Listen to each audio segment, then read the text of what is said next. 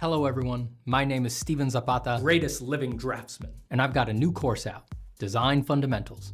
It's meant to help you understand design on a comprehensive and principled level and show you how to run projects that build skills and contribute to a portfolio. Maybe you want to be a concept artist, an illustrator, a fine artist, or just the most badass hobbyist on your block. Whatever you want to do with art, if you ever want to do anything vaguely original, you need to understand design. You need a process and a mental framework for getting to something new rather than just copying what you've seen before or photos of stuff that already exists. If you do want to improve at design, that process, that mental framework, it does exist. It's based on the principles of design, and I've spent the past year, wait, is it more than a year? Oh my God, this took forever. I've spent the past whatever putting this course together, full of my insights into the elements of art and the principles of design.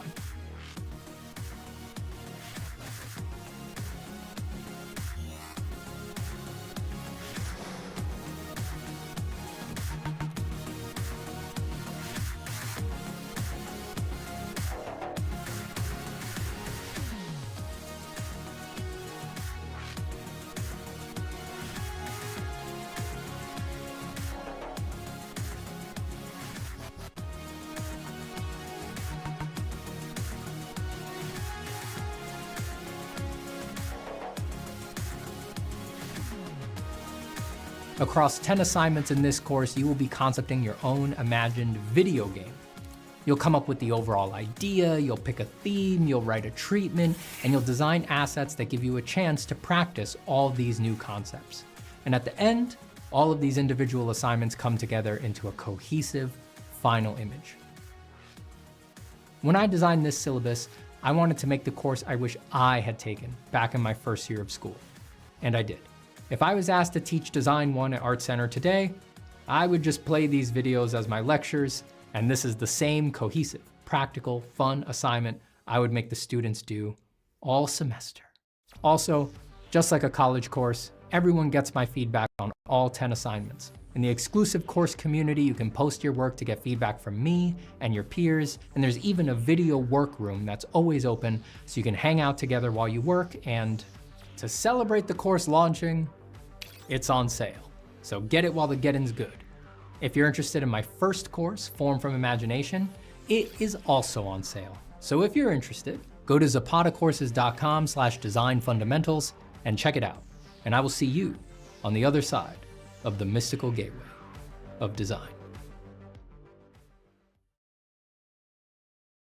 Hello everyone, my name is Steven Zapata. I'm a concept artist, illustrator, online art teacher, and former instructor at Art Center College of Design. I would like to introduce you to my new drawing course, Form from Imagination, a course designed to help you draw with confidence from your mind. Maybe you want to be a professional illustrator or designer, maybe you want to be a master with a pencil, or maybe you just want to be the best artist that you can be. Beautiful goals.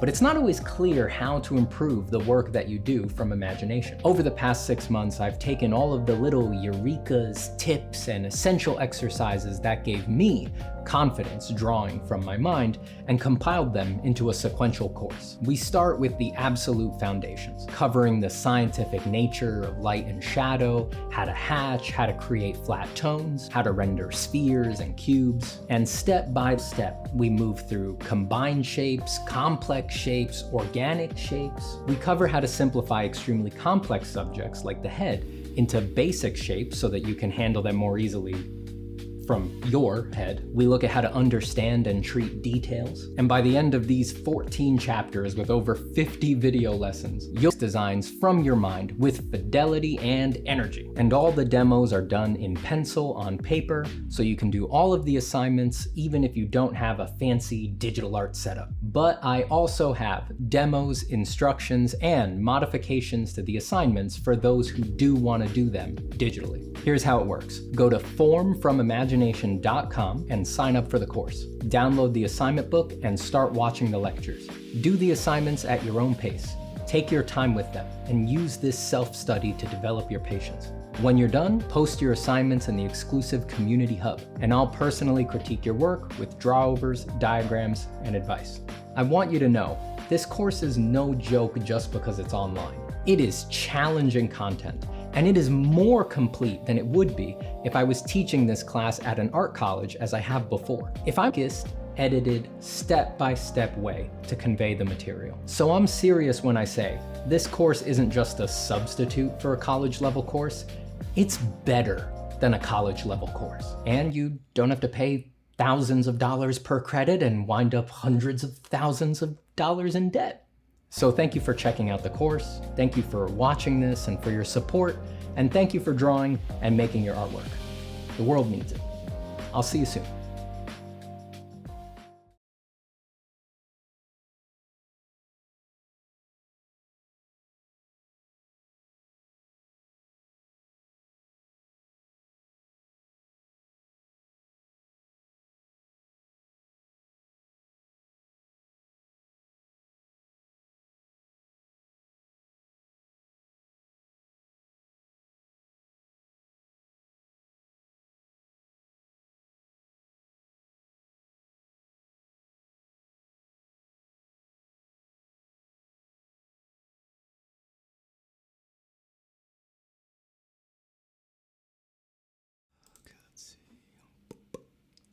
Hello, everyone. Hello. I am having internet problems. I think that I discovered today that there are data caps on this internet that I'm gonna have to deal with, but I just switched Wi-Fi routers midstream while the promos were running, and it seems to be working. It was not working well before I switched, and I was just like, I wonder if a stream can survive switching routers midstream. It can. It seems to have worked. So let me know. It reset the drop frames counter and it says 0. While the promos were running, I had dropped 25% of all frames over just a few minutes of promos. So let me know if it looks okay, if it looks steady now.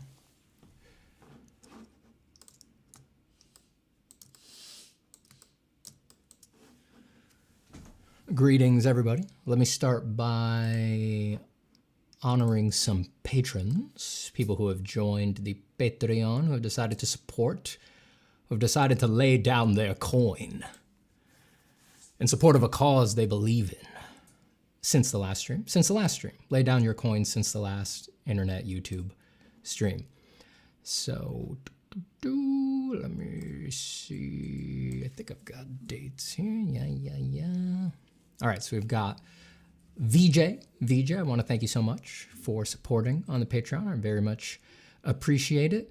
VJ, obviously, you are a great shield of unbelievable stability that I use to defend myself in even the most tumultuous of encounters. You're a great amongst greats. I mean, I'm not a very tall man, but you are well known for being a shield that is taller than the tallest of warriors, towering at nearly 9 feet high and indeed emblazoned all along the front with the horrifying visage of a powerful, athletic, 9-foot-tall warrior that we can only assume, in fact, we know deep down is your own visage. Thank you for existing, VJ, and thank you for being my great shield. We also have John Dervishi.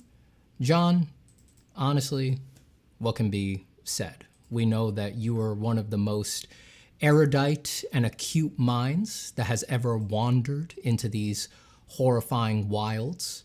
Yes, there are military leaders and commanders who are leading this expedition, but their only mission is conquest. You know, the raw aspects of defense and attack, but the true heart of this endeavor is what is to be learned from it.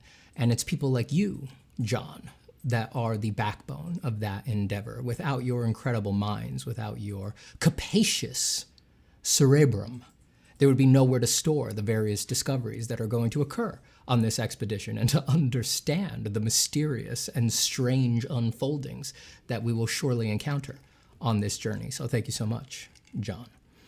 And finally, I want to thank Valeria Garcia. Thank you so much for joining. Valeria, you're a thinner than a razor's edge mysterious blade held fast in the hands of the others. You know, you are an alien weapon for an alien mission. Your desires, your rationality, what you're going to do, what histories, fleshes, and dreams you are going to sunder. They cannot be understood by mere human minds. That is made obvious when you catch the glint of the moon, so oddly, so very oddly, along that impossibly sharp edge. Thank you. Thank you for joining, Valeria.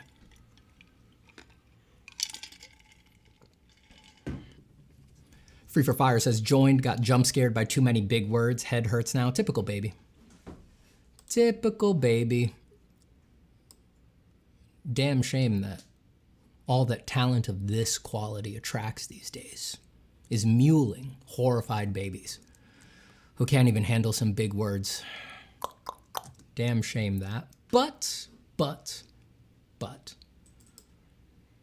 it's a good thing that my virtue is so strong, and so I can't be discouraged by this.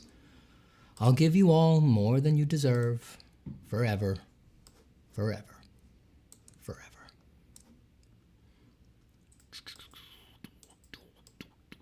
I just wanna, actually, I was gonna put on just the face cam to chat for a bit, but I don't think, nope. Sorry, my other camera is not on, and I don't want to deal with reaching over all of that and turning it on right now, so I'm just gonna stay here in the corner. All right, let me hide this. Well, actually, I want, there's just a little part of this actually that I want to be able to see.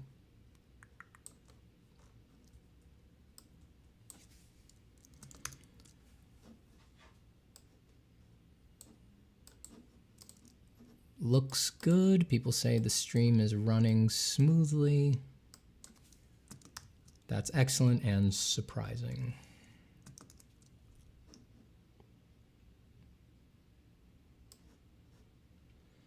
Yeah, so I found out today, I'm pretty sure that, you know, my wife and I just moved in with my father-in-law, as anyone who has watched the life update video knows. I think I just discovered today that his internet plan has data caps on it. So the upload speed doesn't seem to be affected, at least not on this router. So hopefully we'll be able to stream like normal. God help me if I need to download anything. Oh my God, I had some big files I needed to download yesterday. Horrible, horrible.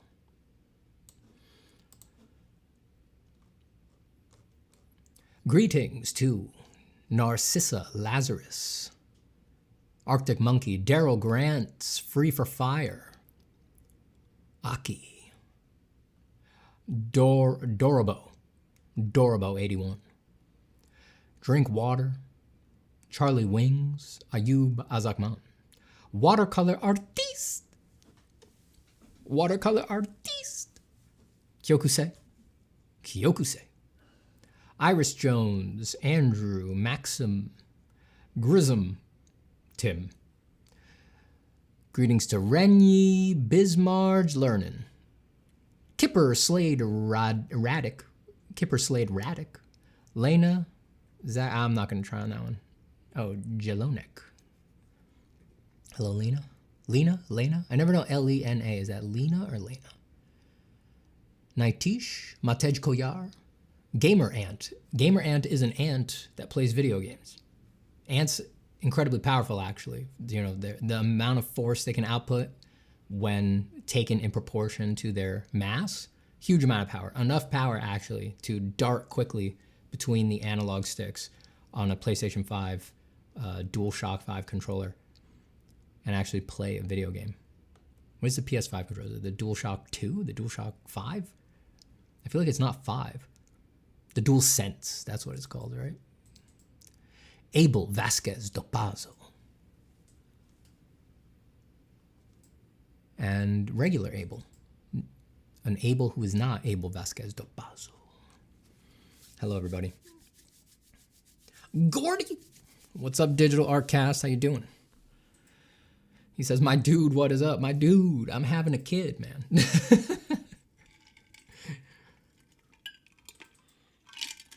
Any second now, dude. That's what's up. I think recently, I must have gotten sometime. Was it recently-ish? In the past few months, you might have been. You might have emailed me, and I might have been like, "Oh, I got some stuff going on. I gotta finish some things first." That's what I was alluding to. Now it's out in the open.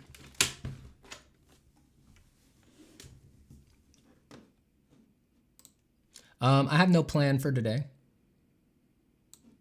Hence the stream title. No plan. I'm going to talk for a bit, catch up. If anyone has any questions, I'm going to turn on another light. I guess amazingly, stream stayed smooth. Am I loud enough? I was recording some stuff yesterday or the other day, and now I think my audio settings are messed up. Let me make sure all my filters are on. Yeah. Oh, yeah. Yeah, let me know if I sound loud enough.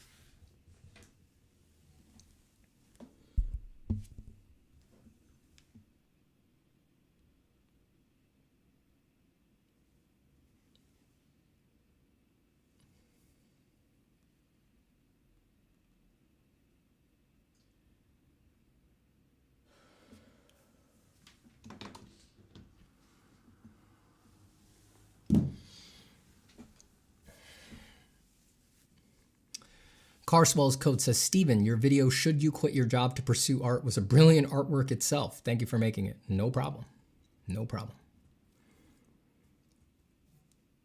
Happy to provide it. I did wonder if some people got the, maybe it was like new people who didn't know me. I always make my videos assuming no one new is going to see them because they usually don't. But I did wonder if some new people got the wrong impression. You know, I saw some comments on it that were like, I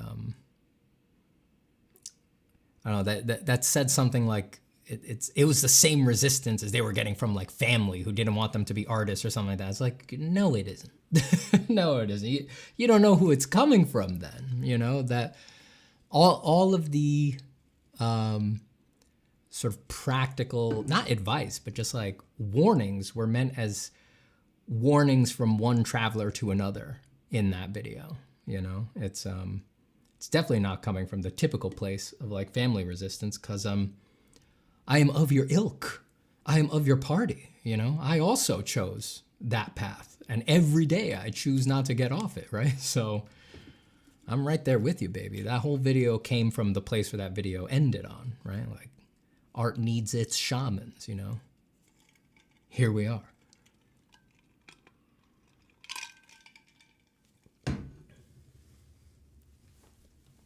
Once you're in it, you're in it. Elysium Lost, hello.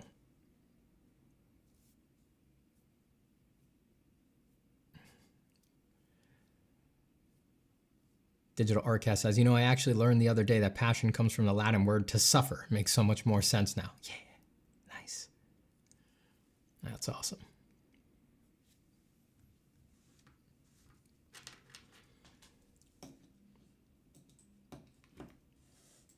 People asking about the XP thing. Don't worry about that. I'm going to turn that off. I just can't do it here. Top fans. Let's see who's at the top. It's like some weird, you know, if you send messages, you get XP, but there's caps. It's like you can't just keep sending messages and keep getting XP. They're just, YouTube's trying to gamify the live streaming. It feels very Twitch. The points don't matter. You know, it doesn't do anything. And there's no prizes, and it resets every stream. So it's not like you can carry over in the long term. For the record, watercolor artiste is #1 right now.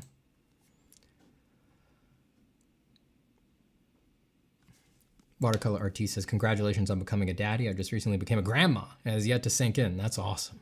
Congratulations. Wow. You're in deep. You're on the layers. You're layers deep. I'll get there someday. Flav says, just came by to say congratulations on becoming a dad, Steve. You definitely have the temperament for it. I wish you and your family well. Thank you so much. We appreciate it. We appreciate it.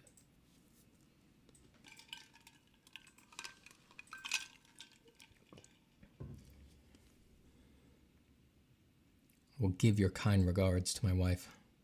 She will appreciate that. Free for Fire says, I think in the future they're supposed to stay and can be used for super chats, but for now they don't do anything. Yeah, I think I'm just going to turn them off. I don't like the way they break up the chat. And it's like, I don't run some evil politics stream, you know, where I'm trying to incentivize people like, chat as much as possible, chat as much as possible. What do you think about this crap that I don't even care about? So what's the point of gamifying it, you know? I don't want you stuck at your keyboard necessarily. I want, you know, I would hope people are doing a lot of drawing during these streams, not necessarily banging out messages.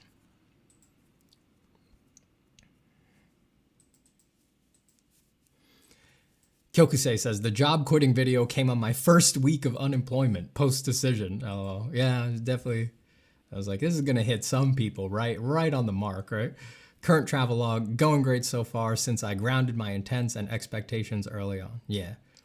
Yeah. Just for the record, I never had any worries about you, Kyo. I knew you were being thoughtful and that you had wholesome and good motivations behind all of your desires for art. So you're going to be okay. You're going to be okay. Well, I mean, the journey is difficult for anybody, right? But for someone like you, I'm not really sure that the layer of that video that is like, should I not? You know, I think for someone like you were already sort of way deep into making your choices and thinking them through carefully and all of that. So I think you're going to be just fine. Just fine. Mauda says, I loved your video about job quitting. It helped me realize the pattern that was on repeat and stopped me from actually doing art for art's sake and not escapism. Yes, thank you. I'm very happy to hear that, Mauda. Yeah, that's one of the big things that I find with students that I'm trying to clue them into and kind of deprogram a bit, is that a lot of people don't really recognize how much their distaste and their hatred for their job is driving them to the drawing board a lot of the time. That's not the case for everybody, right? But for people who have always had a job while they're pursuing art, I think that that's something to just check in with and be like, is that happening to me, right? Other people have already been through periods where they didn't have a job, whether because they started when they were young or unemployment or something like that, and they still did art sort of very consistently, you know, and wholesomely, you know, that is to say they weren't just being whipped along by bad motivations and things like that while working on their art. And then those people, they have a little bit more evidence that they're going to be all right, you know, that they will keep doing art in a good way once they have more free time. But for people who haven't had a chance to test run that, it's definitely something to consider. Definitely something to consider.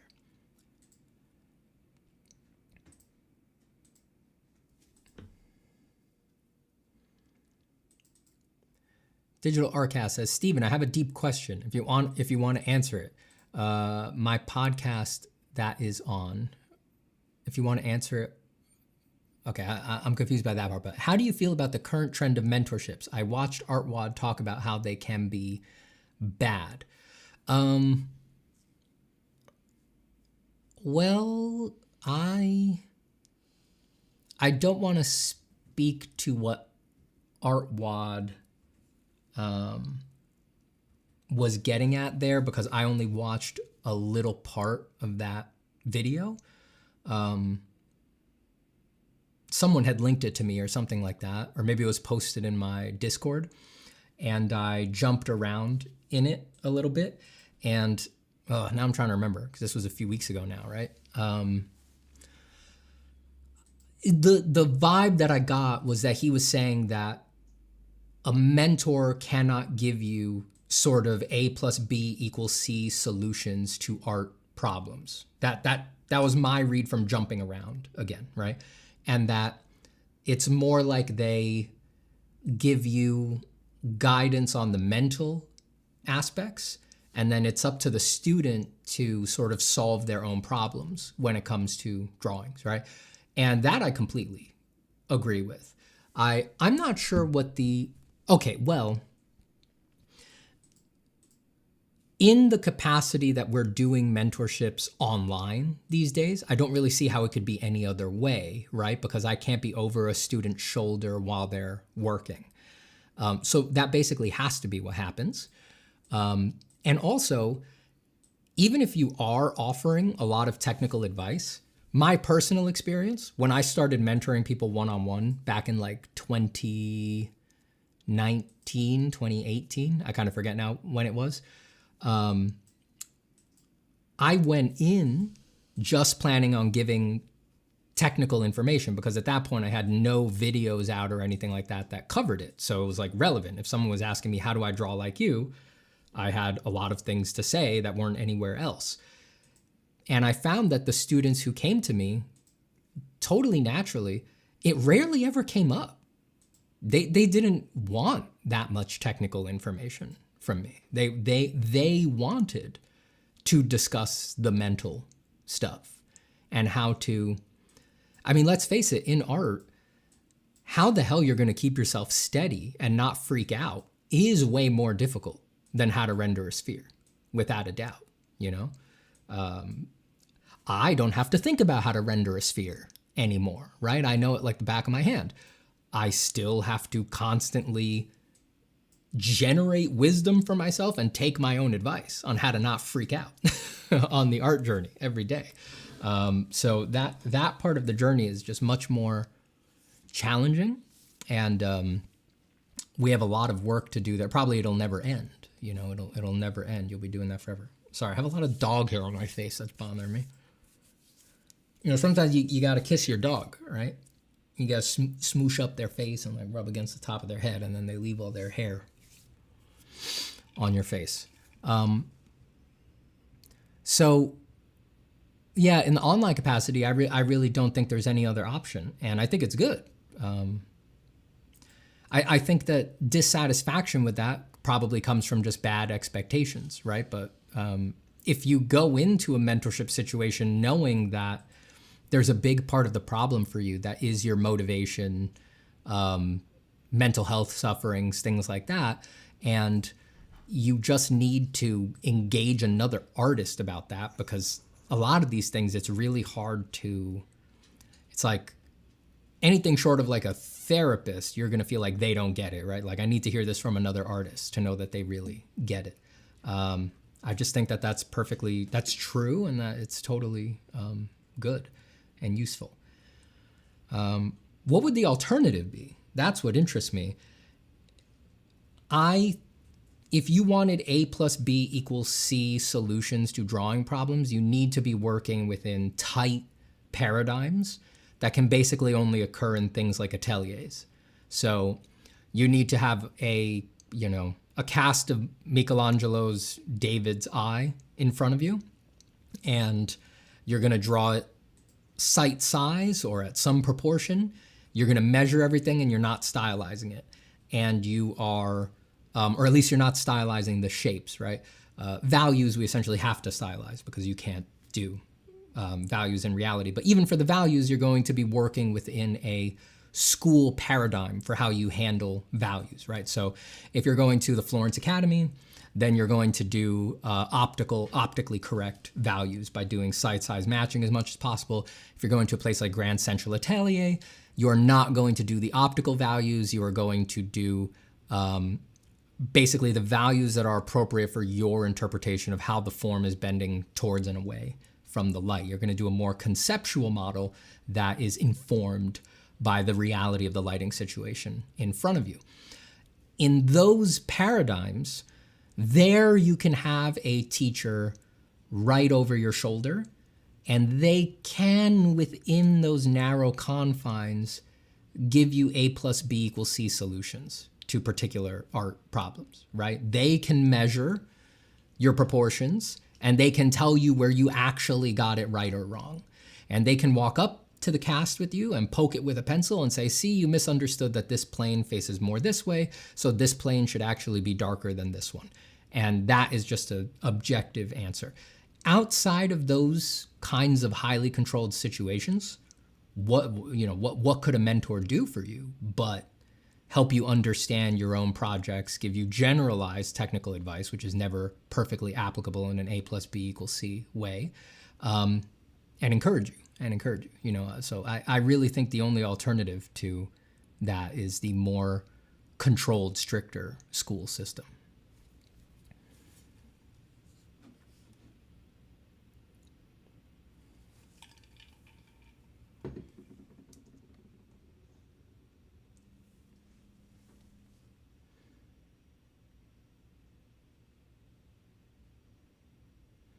Elysium Law says, just wondering, are you and Ahmed thinking of working on any projects together in the future?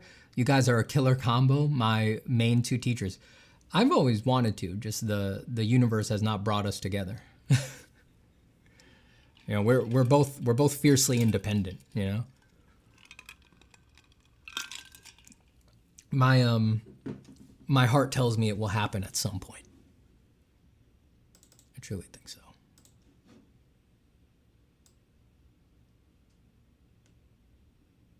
Hold on, I'm fixing my webcam a little bit.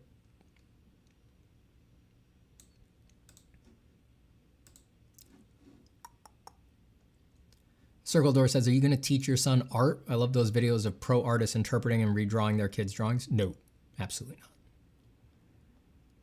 Absolutely not.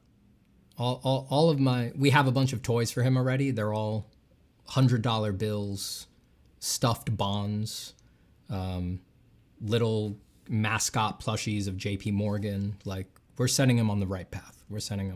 He's not going to know what a pencil is until he's 16 years old. He's never seen one. Digital Artcast says, Steven, I know you haven't spoken on AI for a while. I was wondering, are you ever going to dive into that subject matter again, make a video or get involved in the movement again? Well, now I can say this, that I did a lot of AI stuff, as you all know, and then there was a period about a year ago where I started stepping back, and that was because I was like, all right, I think we're gonna try to have a kid soon, so I need to, AI was taking up a huge amount of my time. I was traveling for it, spending money on the traveling for it and all of that. I needed to reclaim some of that time, work on things that were going to make money, things like that. So yeah, I did step away because of the family plans. I don't know if I would, now that I do have a kid on the way very soon, I don't know that I would have the time to add, certainly stuff like I did, like flying to Washington, D.C. and, spending days there talking to representatives and stuff like that. I don't know how much that's in the cards anymore. To be fair, when I did it, some of the people who were helping us had kids, not with them, but they were parents, right? So it is possible. But yeah, it takes a lot of time and energy. But as to diving into the subject matter again, I think I'm a little, it's not that I don't want to, but I have found over the past year or more that I sort of, it's like I learned enough that it is very difficult for me to make content about it now. To explain, let's face it, on YouTube, if you're going to talk about something, especially something that just like popped up in the news, right? Like some AI news that came out, you're basically going to do like a hot take on things, right? And you're going to get sloppy, and you're not going to look into tech and learn how things work and things like that. And that's all well and good. That's all well and good to a certain capacity, right? We all learn about a lot of stuff that time. It's certainly entertaining and things like that. But damn, I mean, just to be completely straight up with everybody, like I spent enough time with, you know, computer science experts, right? People with PhDs learning about this stuff and learning the nuance. And by learning, I mean seeing how smart they were and things like that, that I don't feel comfortable with that anymore. Like, well, maybe it's less that I'm uncomfortable with it. It's more like, why would I do it? Like, I'm painfully aware now that I'm not going to add anything to the conversation. And I know the reaction there. I know when I've said things like that before to people, that the gut reaction is like, no, Steven, you'll add a lot. It's like, very kindly, truly, I appreciate it. But very kindly, I do want to say, no, I won't, right? Like it takes a class of person much more educated and well-versed in this to contribute at this point, right? When I put the end of art out, I do feel my contribution was very good because a lot of people had not clocked what was going on with these systems at that point, right? Like even just the baseline knowledge that they were trained off of things taken carte blanche from the internet had not actually percolated into the public knowledge at that point. It wasn't common knowledge. So I did contribute there. There's nothing I know about it anymore that is of such a degree. You know, basically anything I would say now is just me saying this is stupid and it sucks, which you all know I think that already. It is stupid. It does suck. It is ridiculous. It is unnecessary. I find it anti-humanist. But you all agree. You all agree. How much am I really adding there? So, yeah, I've felt that way for a while now. So I'm a little bit resistant to just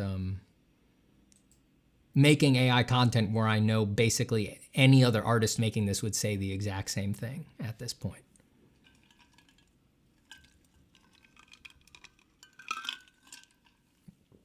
Will your kid watch Form from Imagination for free?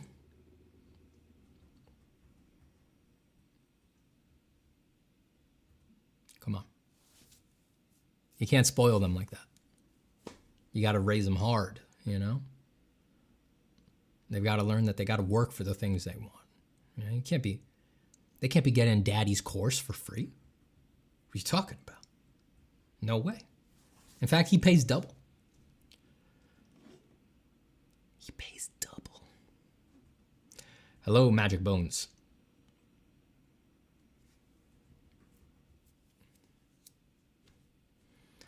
Lloyd Kuja says, what happens if the kid likes AI? Well, you know, people become estranged.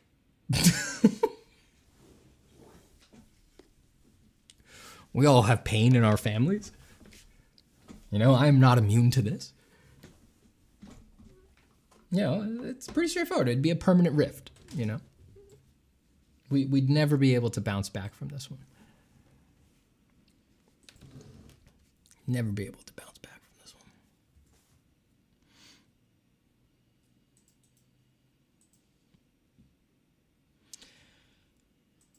Gordy again says, are you going to try your best to make sure the kid avoids screens, socials, and video games as she grows? I do feel screens and tech have defo turbocharged my anxiety in life. I'm hoping social media crumbles in the next 10 years and that they won't want to be on it. But that's probably wishful thinking. Right now, my gut, I haven't really thought about this in great detail, but right now, I think social media is like basically an ill in most people's life. So I would try to keep my kid away from it for as long as possible, right? You know, once they're an adult or just very independent, obviously, you know, I have no interest in controlling them to that degree, but insofar as they are in my charge and under my protection, It's like, I don't feel good about my relationship to social media. Why would I expect that a kid is going to get good results from that? And there's nothing on social media that can't be, there's no benefits to social media that can't be gotten elsewhere. So just, yeah. Video games, there I feel there's definitely, you just have to actually be discerning, right? Like, I know video games. I actually play video games, so I'm not an idiot on that. I know social media too, so I can be discerning there.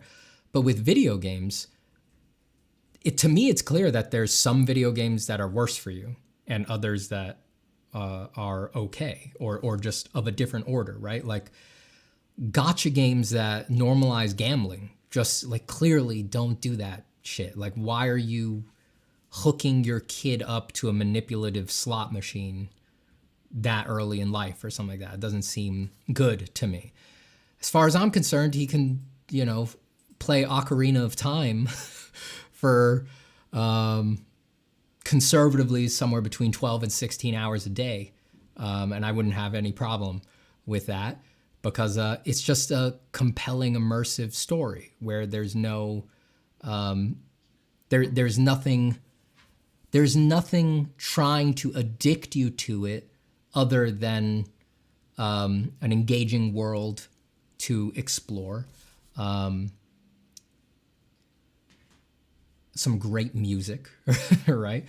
And I think that that's obviously different than other forms of video games. It's just clear. You can tell what kinds of games were made. You can see the motivations behind different kinds of games, right? And games that were designed to make you react in particular ways and cough up money and stuff like that, it's like, that's obviously bad. Everybody knows that. It's like, don't let them play that,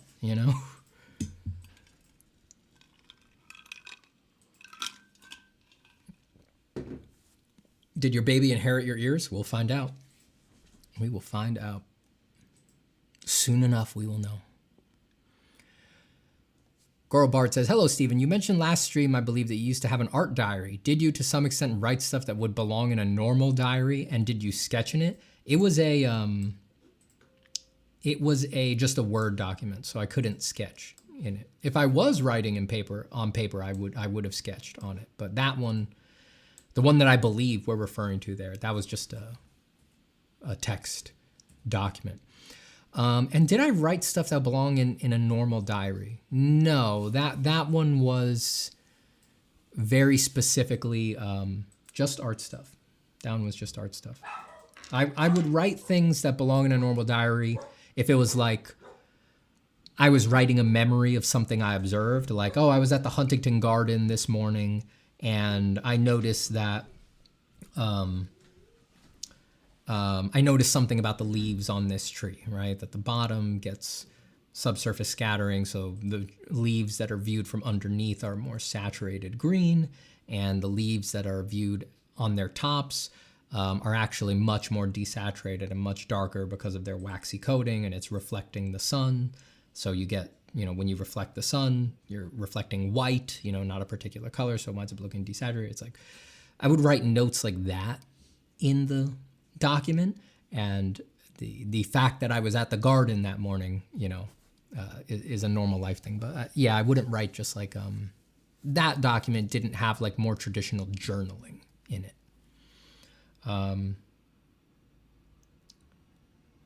I had different. It was like, I guess you could say I was journaling about art because there was a lot of philosophizing about what certain things meant, right? Like, what do lines mean? What do values mean? What do colors mean? But at that point, I wasn't crossing it over that much with my personal life. If I was writing like that again now, it would.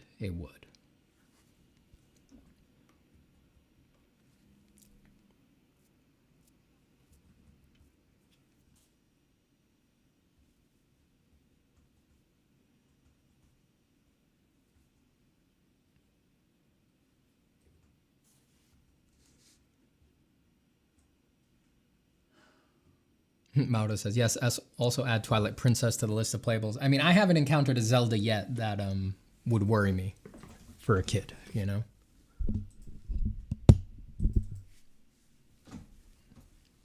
As soon as Zelda, as soon as Zelda had microtransactions, or it was like, a fairy in a bottle costs 7 diamonds that you can only get by paying $5 or by doing, end game content on a grind that is impossible for most human beings. It's like, then there would be a problem.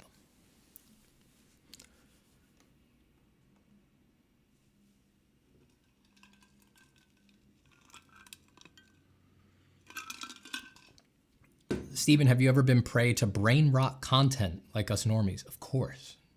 That's why I talk about it. That's why the only reason I talk about all the mental stuff and things like that on the channel is because I care, and I care because I've suffered from it, and I've fallen to it, things like that.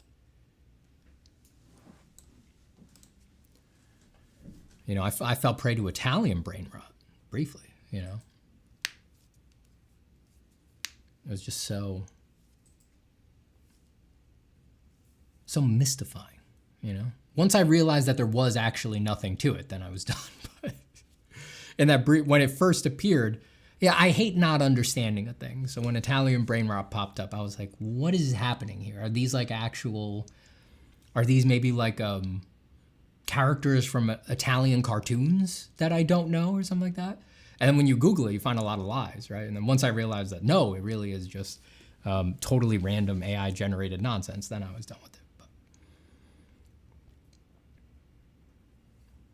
I'm glad to find in this moment that I don't remember what the guy with the bat is called.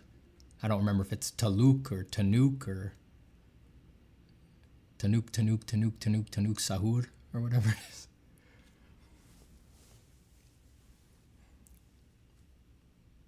Yeah, you guys know it better than I do. Do you care for any Kojima, Yoji Shinkawa stuff? Any thoughts? Yoji Shinkawa I liked a lot when I was a Metal Gear player back in the day. When I was a chitlin. When I was just a little boy. Metal Gear.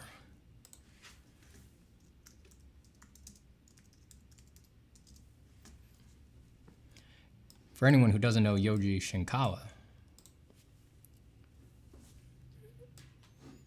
he did a lot of the, I guess, was it concept art for Metal Gear? I guess some of the early stuff was actual concept art. Now I think it's just marketing art, right? I don't think this stuff really works as effective concept art for the level of fidelity that we reached in games, but this was the sweet spot.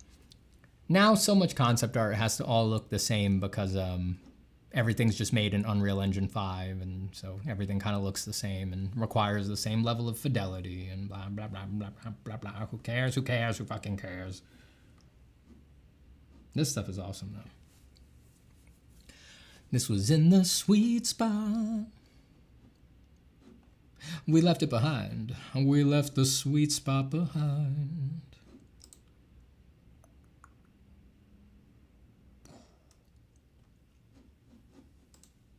Oops.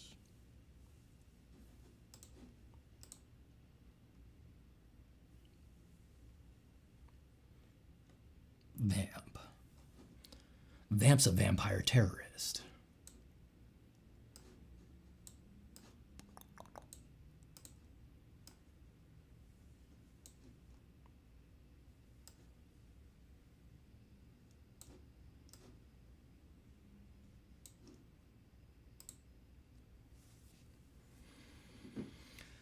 Lloyd says, I'm starting to hate the Unreal Engine look. Yeah, it's just overexposure, There's no avoiding it. If everything's gonna look the same, you're gonna get burnt out on it eventually. I think I need to be a little louder.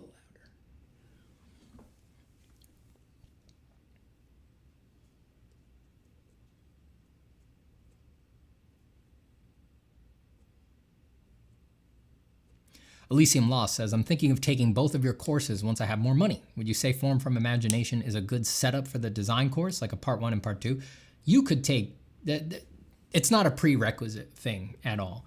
I guess if you wanted to construe it as like which is more basic. I guess there I'd have to say form from imagination counts as more basic because it's like you render a sphere in FFI and you don't in design fundamentals, right? It doesn't get much more basic than that for an artist. But from how I understand art and what I believe about art, I do consider running projects a foundation. If you've been around here for a while, you know that I always tell people like there should never be a period in your practice where you're not doing projects. You shouldn't just be drilling at any point. Doesn't matter if you started yesterday.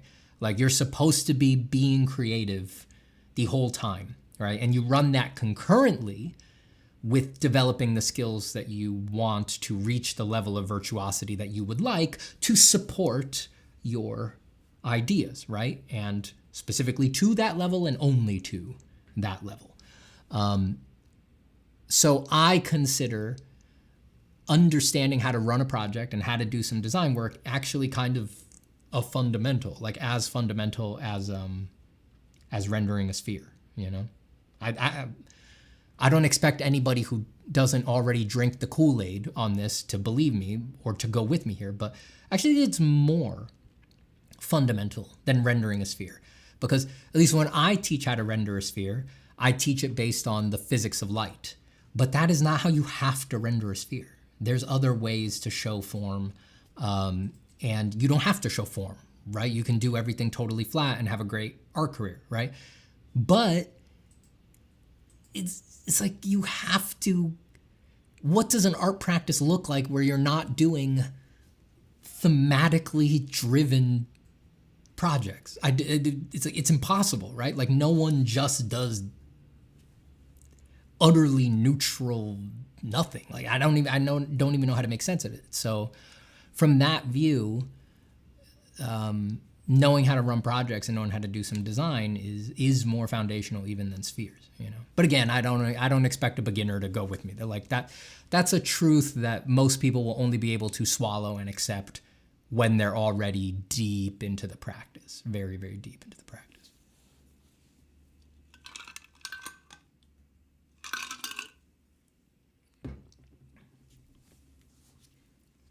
Aki says, my long question got swept under by the long answer. I don't know if I should go ahead and repost.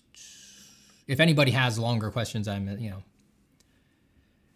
just chat moves on. Feel free to repost if I missed your question.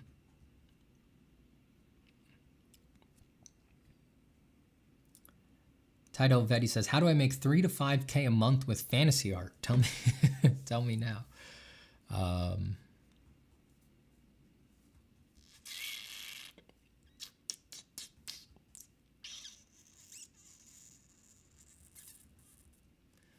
It's the month. Every month? That's the tricky part.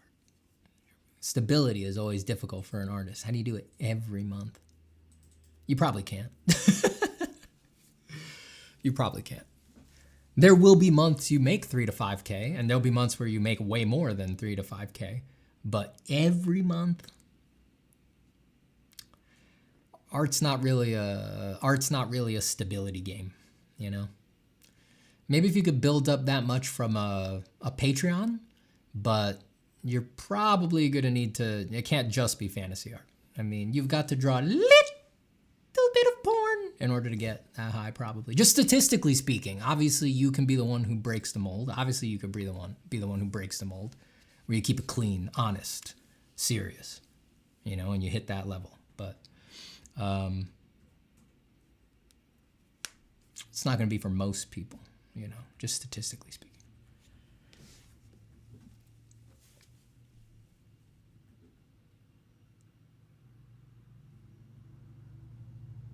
But that's probably the most direct way, you know, but you have to work hard. You know, you got to build up a big base somewhere else, right? On like Twitter or Instagram, you need to build up a big audience and then move them over to Patreon and deliver things regularly.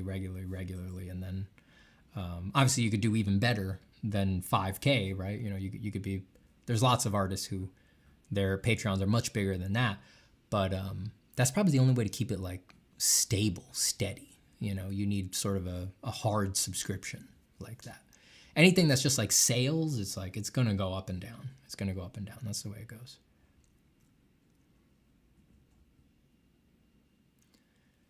Aki says, Stephen, I have been writing a lot for many years alongside drawing. Started as world building and story planning for D&D, but it grew big with time.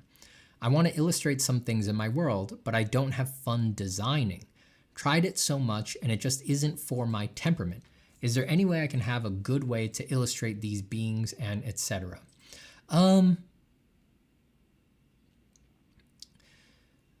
So I've seen your drawings, and it's like, at least from where I'm sitting, it's like designing is occurring, right? Like you compose things, right? You compose complete scenes, right? So when you compose a complete scene, there is design in there. You're making design decisions. You may have a bit of a blockage where you think that the same thing that's happening there, it's like that you may think that it's not the same thing that's supposed to be happening when you're just doing an asset, just a character sitting in the middle of the paper or something like that. But actually it is. It is actually the same thing. All of the same choices that you make could translate. They're just in different forms. And the reason that you might be struggling to translate it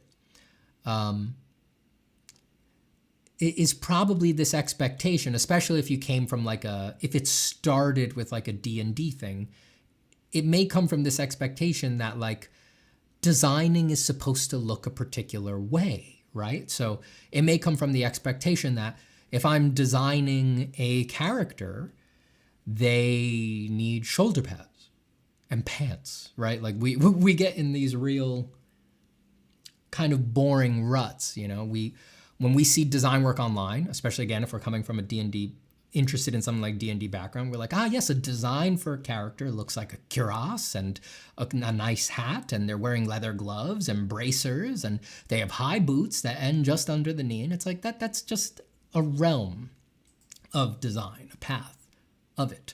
But that is not what design is. You can do absolutely anything. So if you find yourself bored to tears of it, but there's still something pulling you to your project, try to break down the assumptions, right?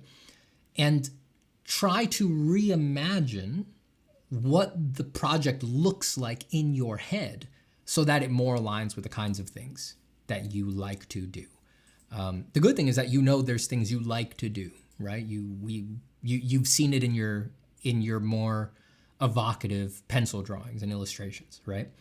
So it's like, just imagine what would need to be true about, you can ask yourself this, what would need to be true about this world so that it is appropriate for this world to look like one of my pencil drawings?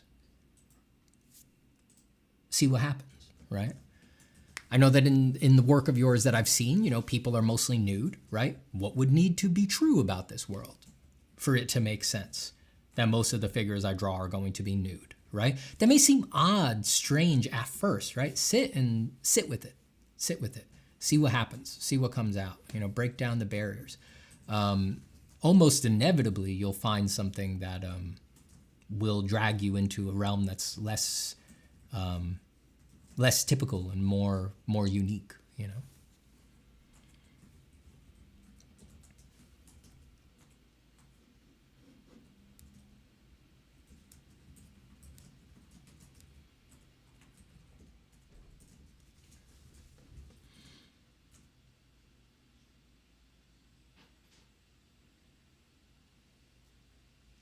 Elysium says, okay, the project stuff makes complete sense. Any advice on actually choosing said projects to work on?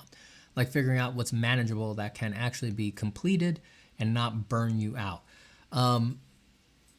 In my design fundamentals course, I teach people something called the MVP. That's the minimum viable product. So that's where you have an idea, right? And the most important thing about having an idea is that it should excite the shit out of you, right? That has to be priority number one. Not for everybody, but for a lot of people, as an idea excites them more and more and more, it gets bigger and bigger and bigger and bigger. It scopes out. I have that problem, right? Now, if you think that the execution of an idea must match the mental scope, it is basically guaranteed that you will never ship the idea. And that's not good, right? It will basically become impossible. Like, people's ideas tend to scale the scope to the kinds of things they love. And a lot of people in this audience or something like that, the things that you love are like, One Piece, that's been running for 40 years or something like that. And the anime is so long that people need to create edited cuts to make it reasonable for even a mega fan to actually watch it, right? Or how many people, are like, I want to make a comic. Oh man, what do I wish my comic was? I wish my comic was Berserk. I wish it was the masterwork of a madman that took him 30 years and he died before he could finish it, right? It's like, don't lie to me. I know that that's how your projects feel in your heart, right? So if your project is going to scope to that, again, there's excitement there, and excitement is delicious ambrosia for an artist. It's necessary because making art is extremely difficult, so you need excitement. But you will never, ever, ever, ever, ever make the project, right? Because it's just too big. So the MVP is you have the big idea, and then you write it, right? You write out the minimum viable product. That is to say, the most pared down presentation of your idea possible that still technically feels like your idea. And you go for that. And that's not saying you're not going to do the Kentaro Miura, right? It's just saying you're going to do the MVP first. And if you can finish the MVP before you're in a retirement home, then you can go on and make it as big as Berserk, right? But you hit the MVP first. One little slice first. You do that. For a lot of people, when they first try to do this, when they try to control their scope this way, they're going to hate it because it reduces possibilities, and there's nothing artists hate more than reducing possibilities, right? But if you're serious about ever making anything, the only way things ever get made is if they're concretized, is if the dreams and the megalomaniacal aspirations eventually get trimmed down to the humdrum, so-so, somewhat mediocre version that it actually wound up being, but that somebody else can actually take in hand and enjoy, right? That's always what it's going to take to make some art. So you use the scoped out idea for its energy, to keep you excited, but you do not try to deliver the scoped out idea, right? You don't try to deliver that, at least not first, right? Maybe once you have 50 years of experience, something like that. You try to do the MVP, right?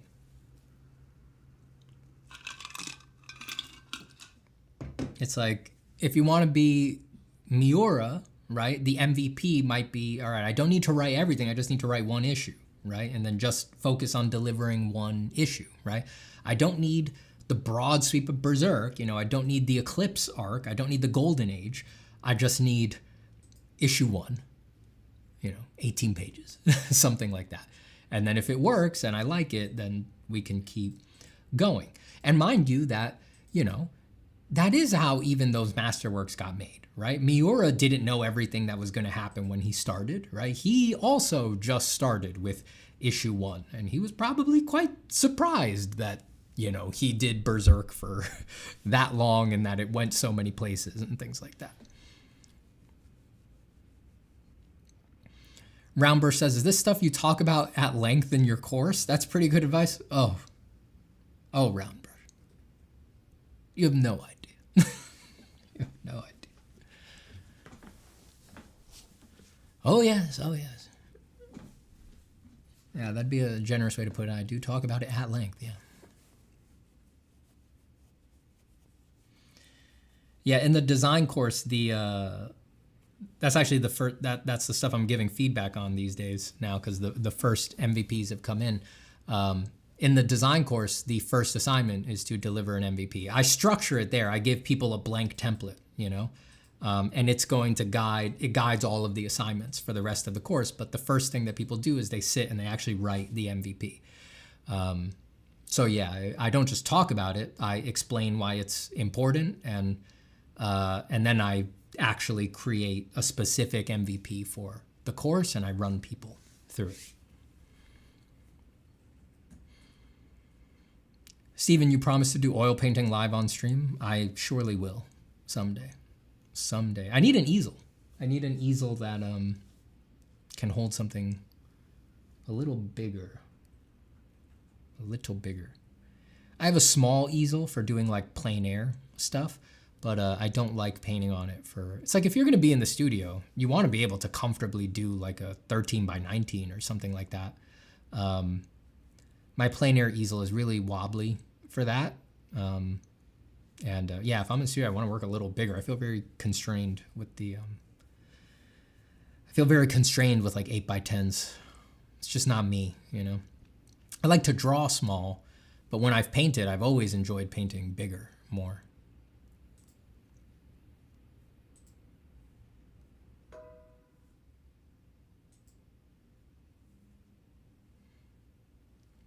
Zed Deck says, hey, Steven, why do you love drawing the clothed figure so much? Why specifically a clothed figure drawing book?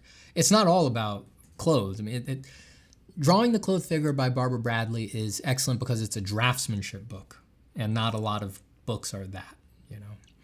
It's more like clothes are the focal element, but she explains like controlling value ranges, doing overlaps, drawing in perspective, like placing the feet.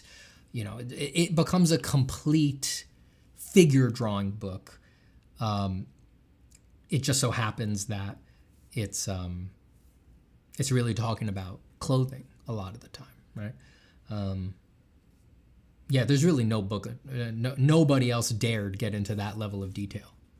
It'll be someday someone else will try to copy it, basically, but hers was the OG. It's getting pretty old now. It's been around for a long time, but someday people are going to come back around to how important that stuff actually is, and Barbara Bradley will have already been there 30 years ago or whatever it is now.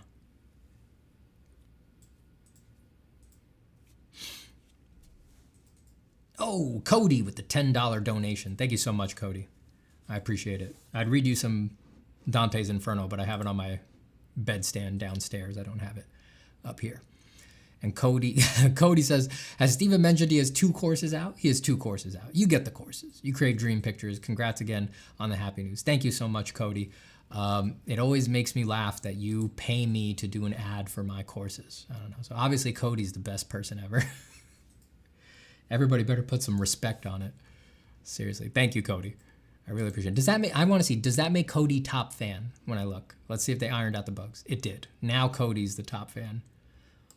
There was a stream a while ago where Cody gave a bunch of donations. I think it was more than one. He did like, I think he donated like 2 or 3 times and couldn't move up in the rankings no matter what.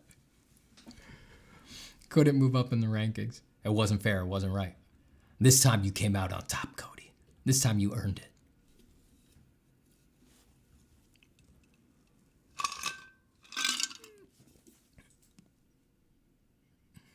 Rick Navioli says, Steven, oil painting is good, but when will we see more ballpoint pen art?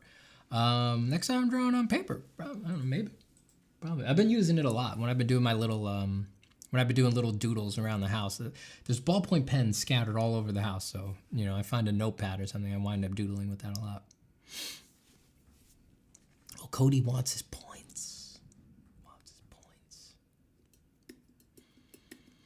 Hey, Steven, what's the most efficient way to study something effectively? I don't think efficiency should be people's #1 priority. I think if you worry about efficiency in art, you'll never do anything, right? Because it's like, okay, you got a random answer about efficiency from me. All right, what happens when you get a different answer about efficiency from some other goddamn YouTuber? What are you going to do when you get 5 different opinions on efficiency? Then you got to be like, all right, everybody has different opinions. All right, now I really got to think this through. I got to get super objective. You know, if I use my critical thinking, what is actually the more efficient of the 5 options that have been presented to me? Then you're going to waste a week not studying to figure out what's the most effective way to do it. And then you're going to realize that, oh, if I had just spent that week studying any which way, I'd be done already, right? I already would have done, a study a day, 5 studies. Whereas I lost all my time fretting over what's the most efficient way in art. In art, there's no efficiency in art. Art resists efficiency. It is about sacrifice and love and just sinking into something and finding your way. There's nothing to optimize in art. It can't be optimized. And then, if you set a bad standard there and you're like, all right, I found the most efficient way for to study something, to study a photo or something like that. Now you're gonna have to ask yourself the same damn question about what's the most efficient way to do values? What's the most efficient way to do color? What's the most efficient way to do everything in art? And you're never gonna get anything done. You're never gonna get anything done. And the number one thing that is holding people back is not a lack of knowledge about efficiency and optimization in art. It is a lack of doing, a lack of actually sitting and drawing, right? You think Michelangelo knew the most efficient way to do goddamn anything? Was efficiency a notion at the time? No, and he gave the perfect advice. Draw, Antonio, draw, and don't waste time. The wasting time has gotten ever more embroidered and sophisticated and distracting as the eras have gone on. But the drawing does not change. There's only one thing to do. You just sit and you draw. You're not supposed to understand it.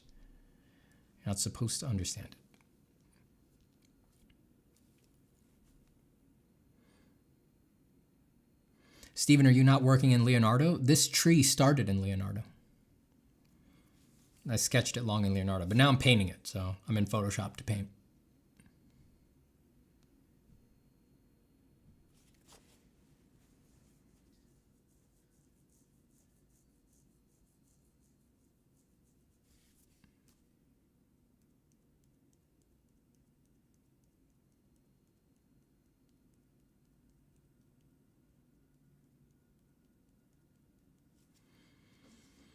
Did I say hi to Joey? Hi, Joey. I already forgot.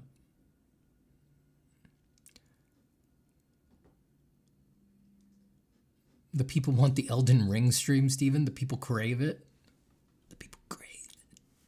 Haven't people moved on? Aren't people done with Elden Ring?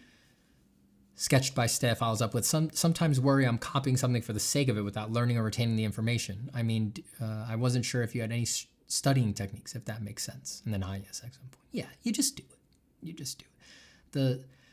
I really think that copying something, the most important thing that happens when you copy something is that you stare at it for a very long time. I actually think that's where most of the learning comes from. And it really doesn't matter how the study came out.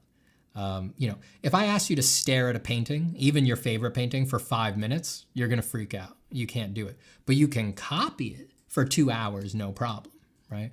It's just an excuse, like a helpful distraction and scaffold to let you stare at something in very close detail for an extended period of time. And you learn a lot doing that.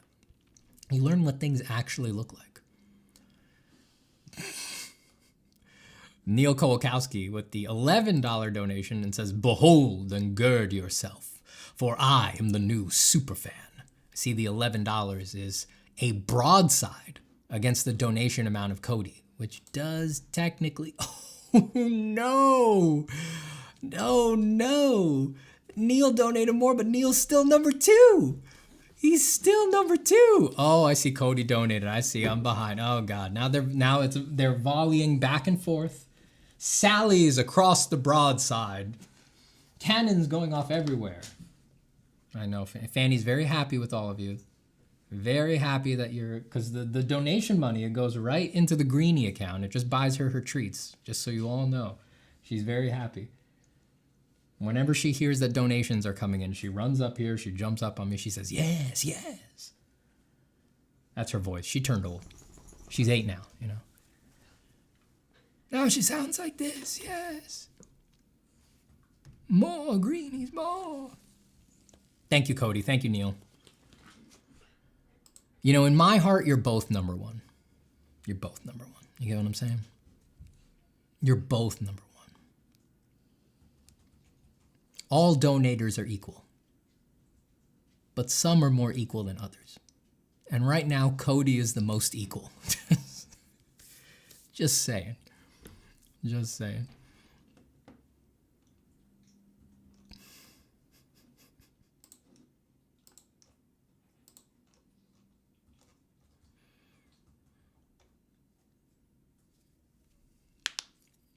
Watercolor artiste says, I would love to see Steven do a live stream oil painting. I would put that on my calendar so I wouldn't miss it. It would not be. I never got good at oil painting. The chops that I built up oil painting were all painting outdoors, which I can't do on stream, or at least it would be highly pixelated. I always wanted to build up some chops for oil painting in the studio, you know, doing easel paintings, but I really never practiced it. There was a period where I would go out and paint in plein air outside with my oil paints, and then I would come home. I would come home and I would get a bigger canvas, like a 14 by, what's that size? Oil painters know the standard size. What is it? A 16 by 20. I would get a 16 by 20, which is not that big for an oil painting, but it's bigger, right? I'd get like a 16 by 20 or what's the one that's 32 on one side? And I would do a similar like content to what I had been painting that day, but I'd do it out of my head, big on the easel. And I did a few of those, and those were some of my favorite stuff that I ever like painted, traditional. You know, that was really cool. I would really like to get back to doing some of those. I wish I had like a photo. I mean, I must have like a photo of it somewhere, but actually possibly not. But there's one in particular that sticks in my head where I went home and I painted like a snow scene, something like that, like a snowy scene, some trees, snow on the ground. And I remember really catching the vibe on that one. And I thought it looked cool. I'm sure it is cooler in my memory than it actually is. But I remember getting that feeling while I was doing it. You know, I was using like a 14, tons of oil paint. It was like $120 of paint on the canvas, something like that. And I remember getting the feeling for maybe the first and only time when painting in oil, it's like, oh, that's what oil painting is supposed to feel like. That's what it's supposed to feel like. It hit me very hard on that painting. I don't think I ever felt it after that, or I'd never felt it before, and I'm not sure I ever felt it since. I just didn't have that much time to continue down that road of doing easel paintings. Yeah. Painting outdoors is different, you know? It's like a war, you know? You're fighting the light, you're fighting time, you're working very small. You're using like meager little piles of paint because you don't have a big palette and you don't want to be cleaning it every 20 seconds and things like that. It's much more combat-like painting outdoor. You have to be extremely crafty, you know? At home on the easel, big palette, tons of paint, big brushes, you know? You can blast over anything with thick paint. Yeah, it feels good.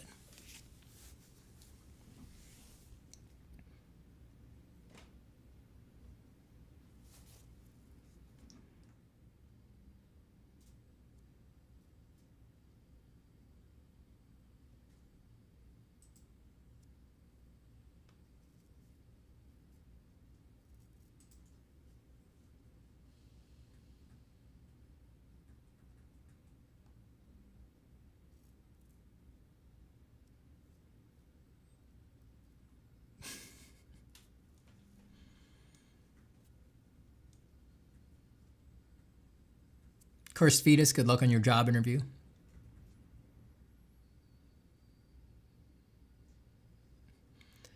Steven, I liked your Leonardo style painting you did in oil.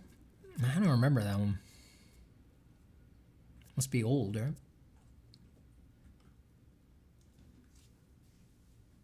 When I was doing oil copies, I was mostly doing Sargents.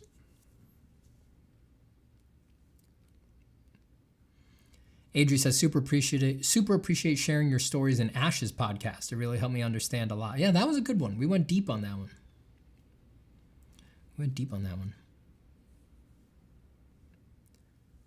You posted some good self-portraits a while back. Yeah, I did a bunch of self-portraits in OL.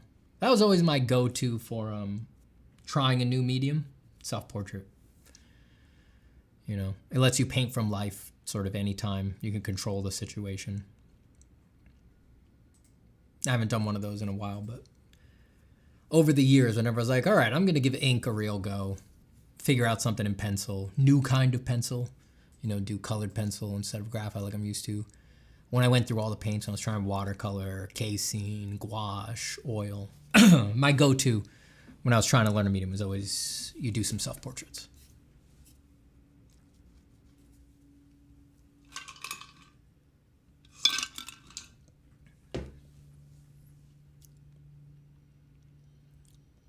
Abba Baba says, I saw Sargent in person semi-recently. Very cool. Large paintings are way cooler in person than online. Oh, yes.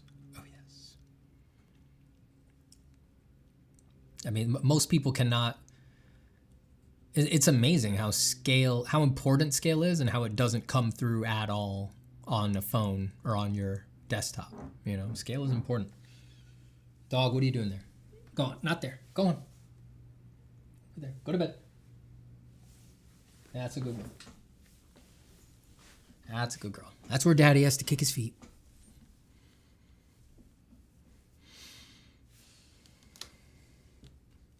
Having your kid discovering your art is going to be so wholesome. I don't like kids, but that idea alone sounds so cool. Yeah, we'll see.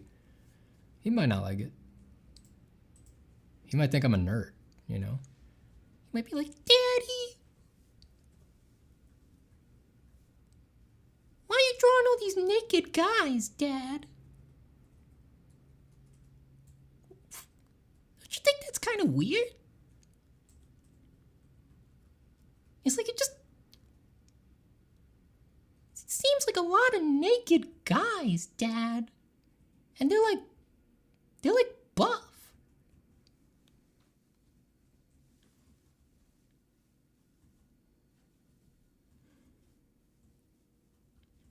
Jensen D says, Steven, I want to become an art teacher. What's more important in your opinion to get there? I need more education on art, I guess.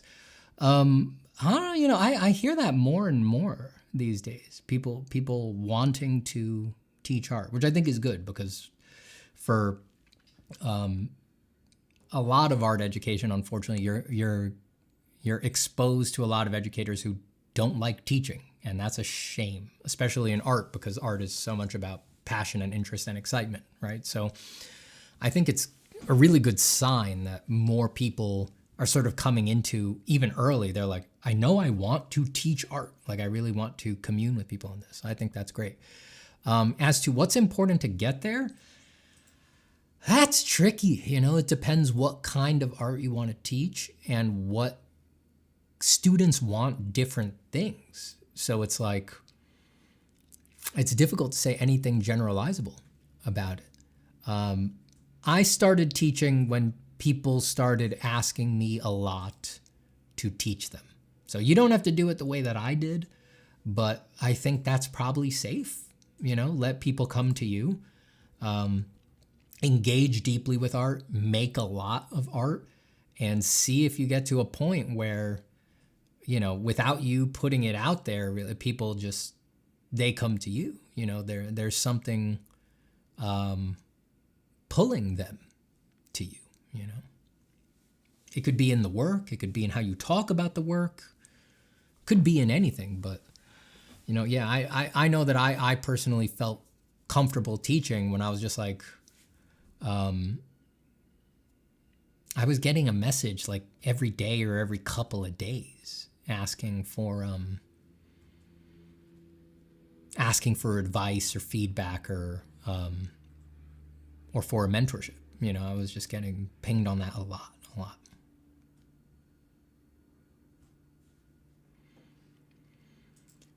Rick Navioli says, Alphonse Mucha, I believe, did some paintings of immense size. He did.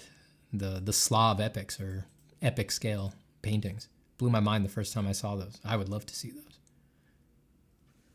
A lot of them are in one museum. over somewhere in Europe. I forget which one. It's probably just for those, but I would love to make a pilgrimage over there and see the epic, Muka's epic, all in one incredible space.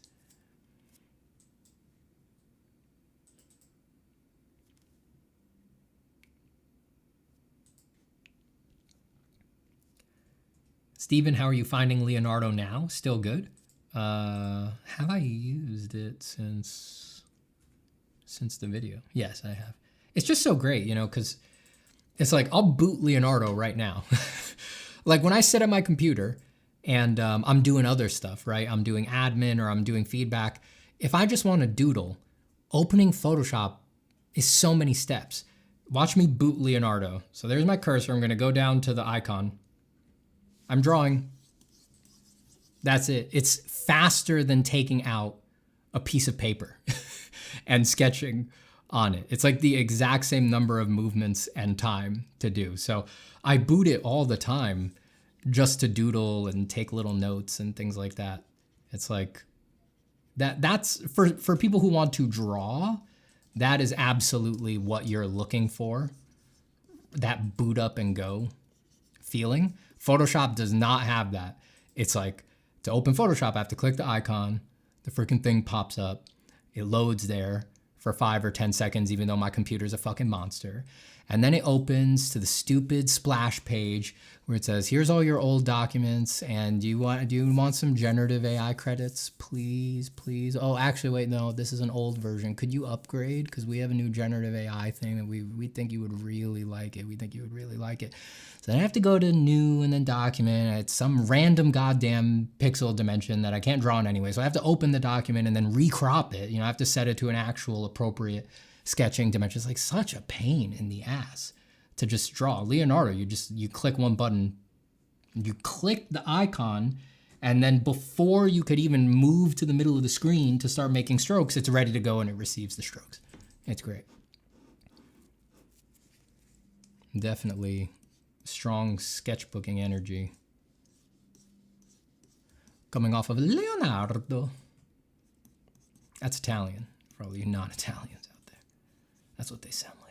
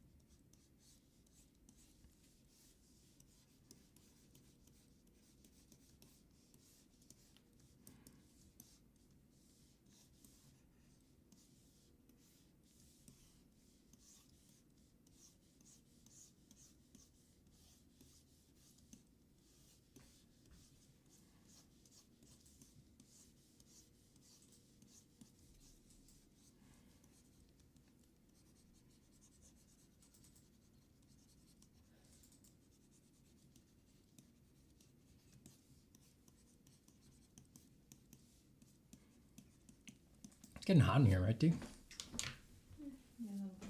Is the AC up? Yeah. It is not. Turn on the fan.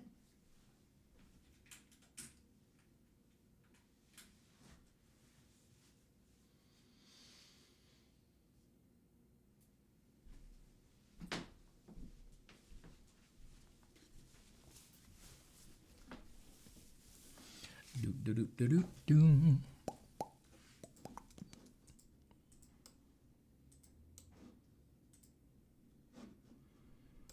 The tree that I have open in Photoshop started in Leonardo. Do I have it somewhere here?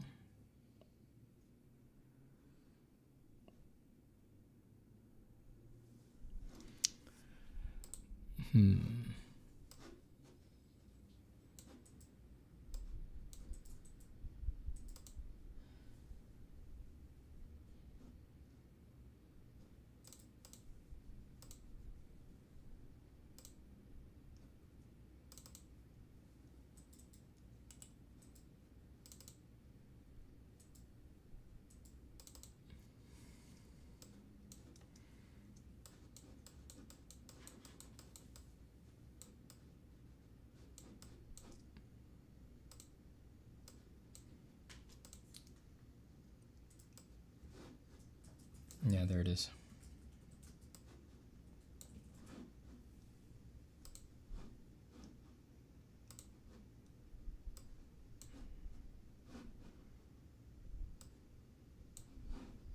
There's a bunch of other things in this document that I erased for clarity, but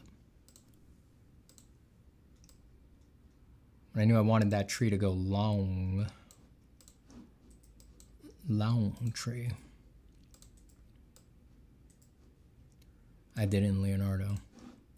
And then even though I thought it was long enough, as I kept working on it, I kept making it longer and longer and longer. So I was testing the pacing of the scroll and things like that. But yeah, I started in Leo.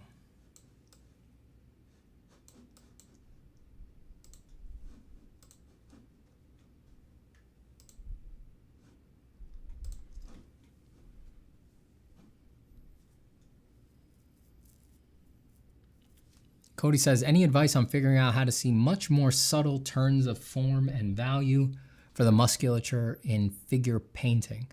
Well, to see them, I mean, the eye will become more sensitive as time goes on, but also you're always going to be doing some amount of seeing what you know when it comes to the figure. Like as you learn more and more anatomy, you will literally see differently. Like a random splotch on the side of the arm that your mind would have interpreted.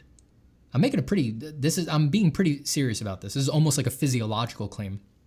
A random splotch of slightly darker value that your mind would have interpreted as maybe just a splotch, just a random variation in local color, right? Like just not about light, but the skin is a little darker here than it is over there.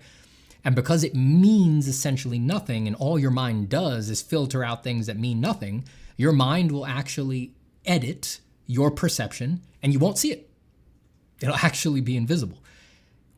When you go learn anatomy and you learn that between the bicep and the tricep, there is the brachialis, and then you look at the figure again, and your mind puts two and two together and realizes that that subtle darkening is not at all a random local color variation, but a subtle roll to the brachialis turning away from the light, it will suddenly imbue that splotch with meaning and so promote it to consciousness, and it will be perceived for the first time. So there is, with forms and figures and anatomy, I'm very serious about this, and I don't know how you could ever scientifically prove this, but I'm basically making a physiological claim here. And people who have watched my videos, like some of the videos that I've made in the deep end about how learning to draw changes your actual perception, know what I'm getting at here and what I believe about this. But learning these things will actually modify the way that you see, literally, what you're seeing, what you're actually seeing. You will actually see things that you never saw before. You think that you're seeing, you have a mental lie telling you that you're seeing these things because you know they're there, right? Like, you know you are seeing all of a person and all of their muscles, right? So your brain lies to you and you just think, yeah, I do see everything, right? But because I know I must be, right? But you're not. That's not how the eye works, right? Like we know from the whole annals of fun scientific experiments that if you're not looking for something and you don't know what it is, you don't fucking see it. You don't know how to grok it. You don't understand it. So you literally see things different. So there's that part. And that's probably the most important part, Cody, in terms of translating that to paint for values. It's compression, right? Paint those dark spots lighter than you think. And, there's science behind that, the nature of the Lambertian reflectance curve on diffuse reflections and things like that. And in terms of color, a lot of the most subtle shifts are often best represented with a temperature change or a hue change to the paint as opposed to a value change. If you want to learn more about that, Richard Schmid has a lot to say about that in Alla Prima, and he highly advocates for it.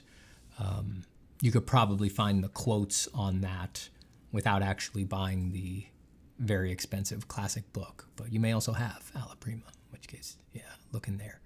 He talks a lot about how, I think he even says a number. He cites a number, which I never agree with particular numbers, but I think if I remember correctly, Schmid cites like you can represent a planar degree change of up to 15 or 20 degrees with merely a hue shift, right? I doubt Richard set up a scientific experiment where he tried to test that, but it's surely true to some degree, just probably not numerically.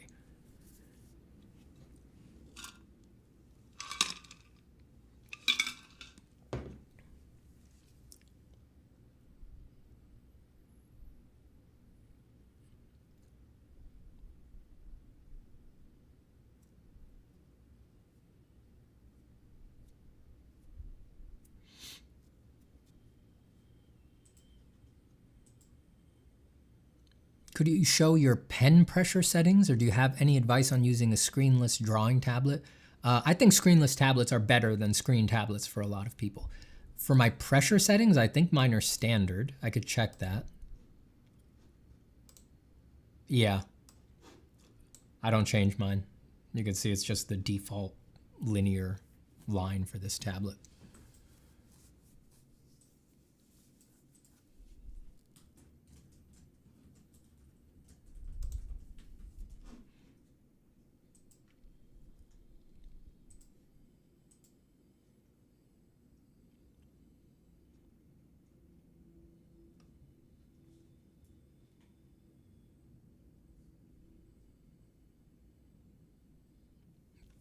Kyokusei says, Stephen, I don't expect an answer on this, but I want to hear your surface thoughts on the state of art developmentally speaking. State of art developmentally speaking. Time has helped clarify historic art movements, but where is art at today? Shit. I don't know. Well, that's such a complex question. I mean, I love it as a question, but it's a very academic question. Where is art today? What's happening today? I hope this doesn't come as a surprise to anybody. But I also, it may also sound like depressing or mean, and I don't mean it that way at all, right? But like,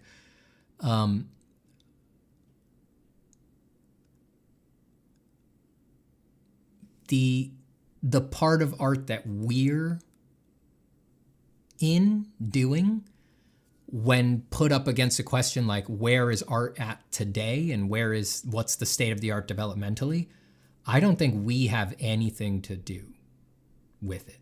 I mean, the way people will talk about art 15 to 20 years from now probably will not include us or any of our favorite artists or anything like that. I mean, people will talk about projects, and things like that. People will always be making videos about Berserk, right? Even 100 years from now, when it's people saying this little known manga Berserk will blow your mind, right? This little known classic manga, ancient manga will blow your mind. Maybe if we're lucky, right? I mean, even that will probably get supersumed by other things. But in this little niche of drawing and painting land, we just don't have anything really to do with the state of art in general. We have something to do with the state of artists, that I think is we all have a say in that. But art, like what is academically said about art, that's not us. That's the Gagosians, the gallery painters. That's people doing very experimental, like conceptual art and things like that. Those people are always going to have us over a barrel when it comes to being culturally relevant or anything like that. And that's not to say, every time I talk about that, people want to chime in. It's money laundering. It's like it doesn't matter. Like, it doesn't matter.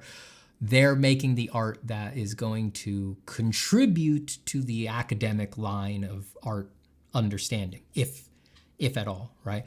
I could also see a case for, within this generation, the most important art, in heavy air quotes, development, the thing most people will want to talk about academically will be AI. I mean, probably much more ink will be spilled over AI and what it meant for the development of art in history than anything that any individual artist did.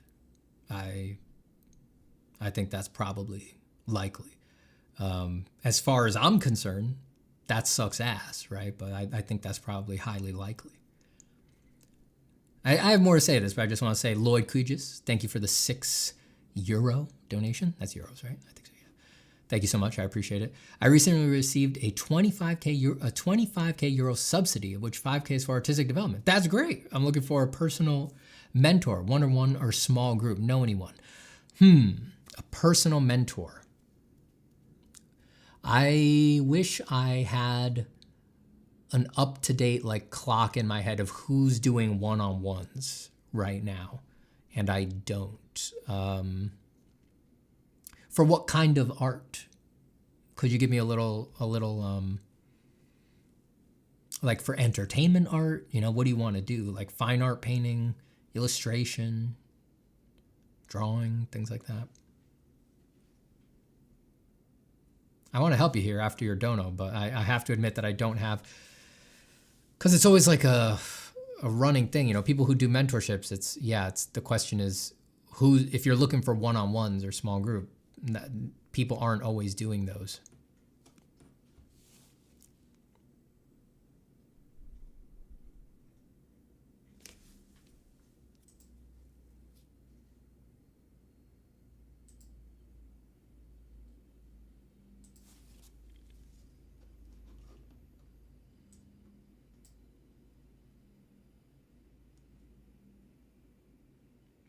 Cody says, so this is what people mean more or less when they say learn how to see in relation to art. Yeah, that's part of it. Well, everything we were talking before about what in the science is called, I forget the actual, it's something like super perception or something like that, but the ability of your brain to fill into your visual field things that right? You actually do, someone who knows the science better could probably correct the term I'm using. Super perception was just the first thing that popped to mind, but I don't think that's the actual technical term. But it's a term that encapsulates the fact that we actually see more than what is delivered in photons to the eye. Our brain is always filling in as much information as is going to be useful for survival. So it actually does a lot of interesting processing passes on the raw data. Never forget that you do not actually see the world. A camera is not inside its own photographs. You only ever see the past. You've never seen the present. Everything that you're seeing is already gone.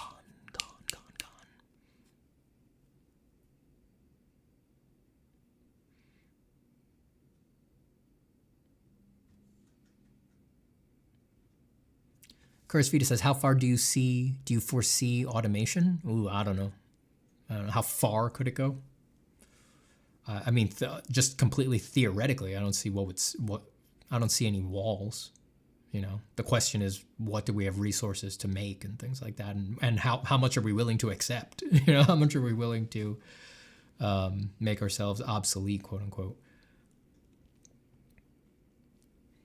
Good Vibe says, fortunately, I've seen more and more non-creatives reject music and art. Yes. Thank the gods.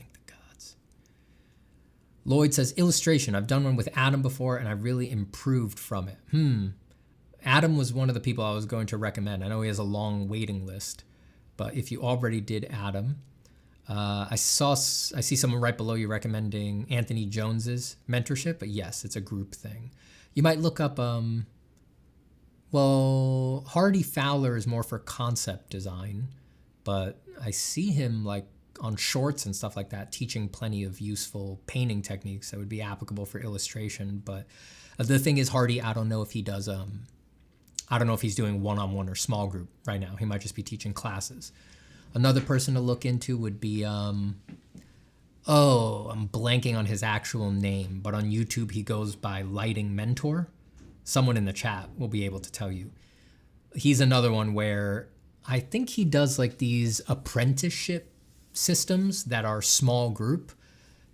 Don't quote me, we might think small is something different, right?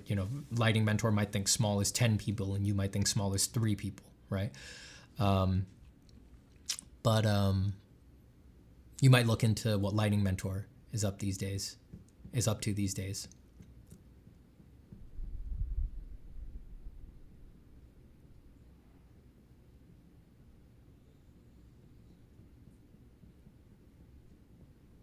Yeah, I wonder who else. I think for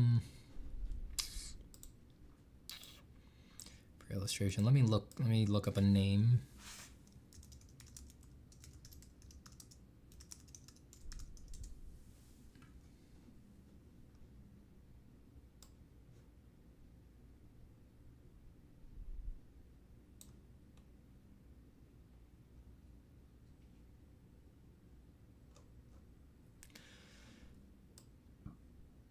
Yeah, I got that name wrong.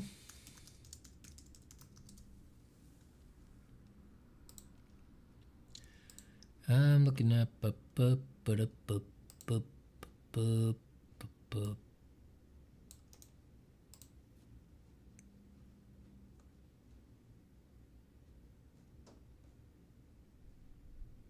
looking up Clint Clearly, or Clint Kierley. Actually, I've never said his name out loud before. He used to do mentorships where you could just book him on a calendar and have a one-on-one call with him, but it looks like that he doesn't do that anymore. He's like a D&D magic artist. I don't know if you know him.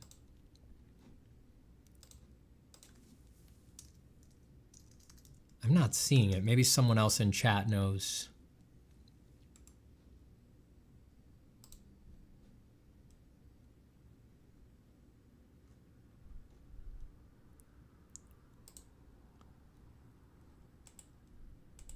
Maybe they know if he still does that.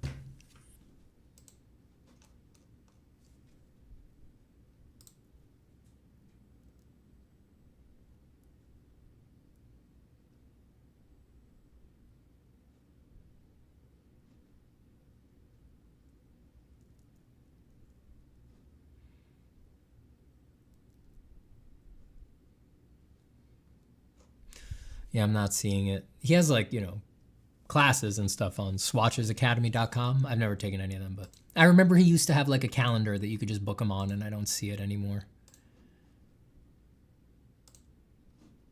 Sorry. But those are, I said a bunch of names there. Hopefully one of those hopefully you can look those up and you'll get a little bit of traction on one of those. Someone's got to be doing one-on-ones.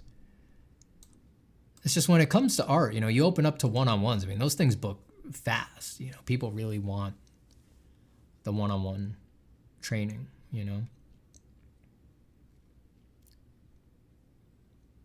Small to me is around 4. All right. I think Lighting Mentor's apprenticeship program is with more people than that.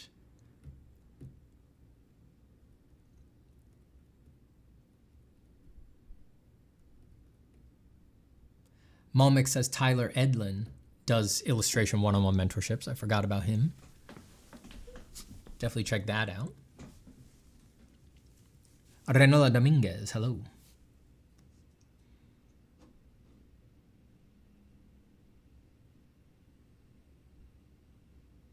Nika says, big tip is to not go for popular YouTubers as mentors, but to pelt artists who you want to draw similar to. Yeah.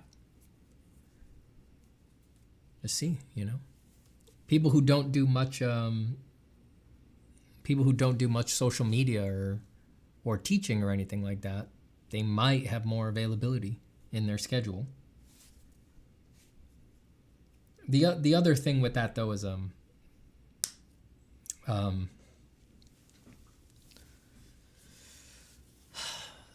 The thing with that though is that if they haven't already built teaching into their schedule, they might struggle to actually make the time for it. That's not going to be everybody, right? But just to prepare you there. I've had experiences, and people that I know have had experiences where, yeah, you got the lucky pull, right? You know, because they don't have any other students. And they're like, yeah, you know what, I'll mentor you, yeah.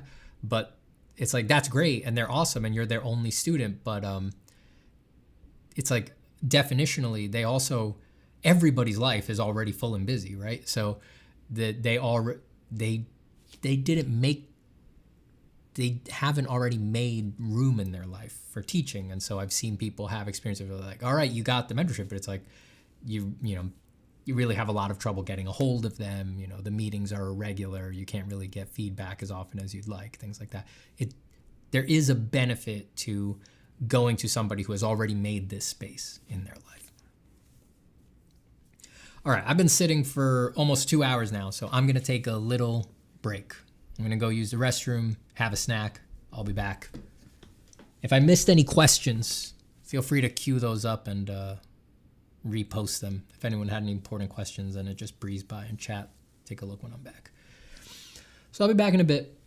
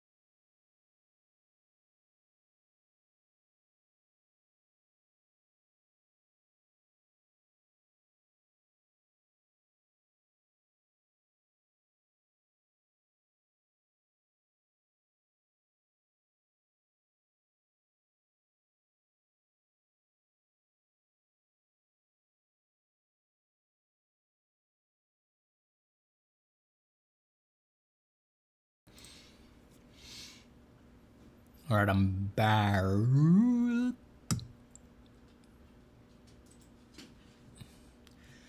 Nino says, I've fallen asleep 3 times while drawing and listening to your voice. In your vids, you sound so sleep enticing. I have a sonorous voice.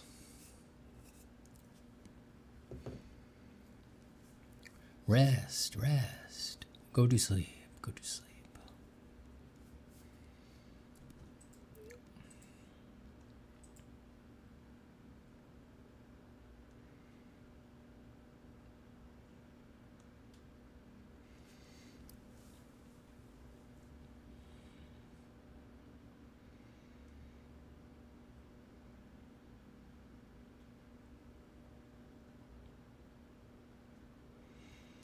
All right, let me look at some questions I missed.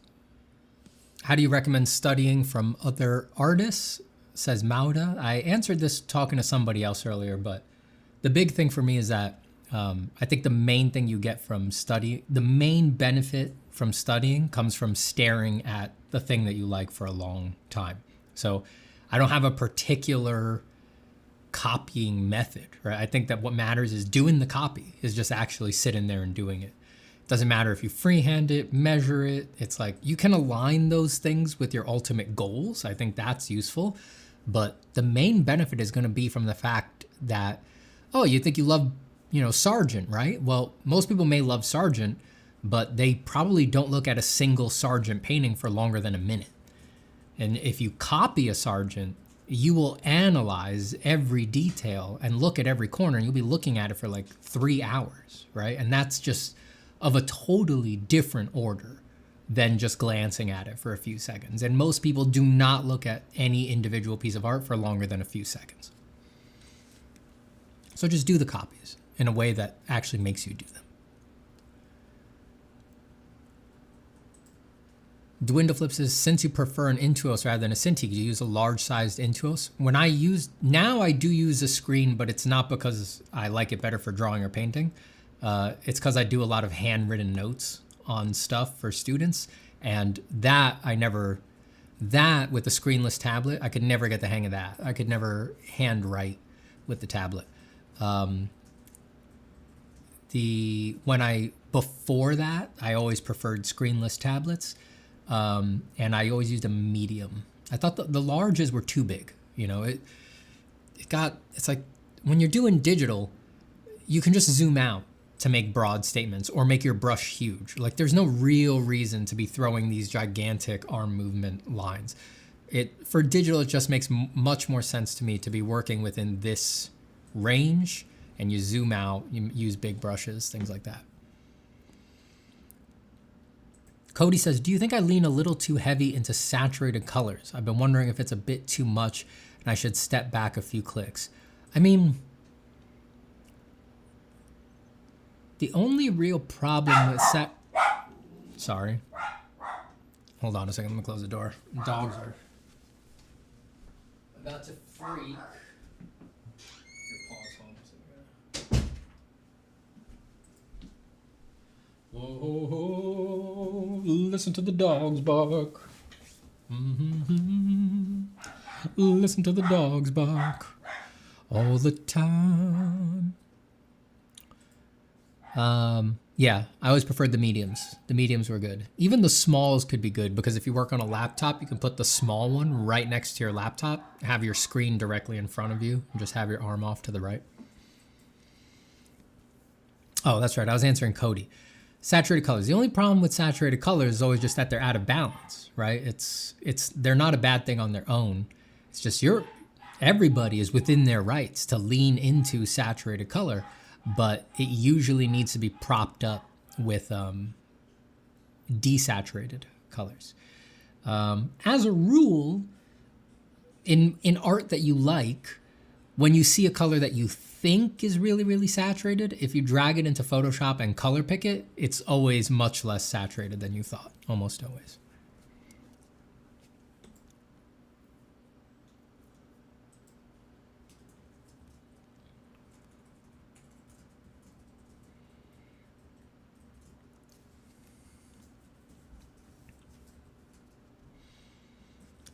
Swishy says, hello, do you have an art book that you recommend buying that talks about shadow and light and value? A book. You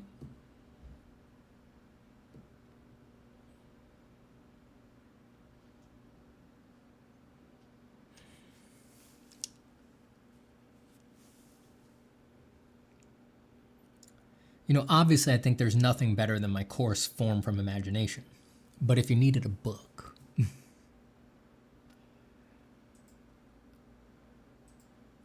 Well, one of the common books that's cited here is Scott Robertson's How to Render. But I actually think that book is a little too detailed for most people. It's like it does get down to the nitty gritty and explain most everything, but it's so dense that it's like, well, it's great that it's all in there, but is anyone ever actually going to read it? And it's like most people will not read it, you know. But a book that does a similar job is, what's it called? Well, it depends what kind of art you want to do. I was going to say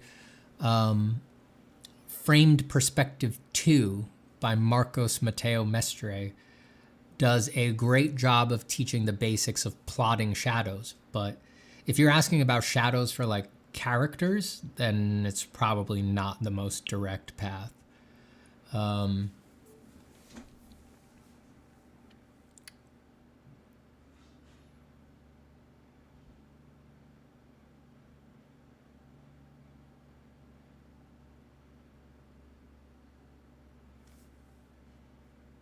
Yeah, I'm a little thin on books specifically for that.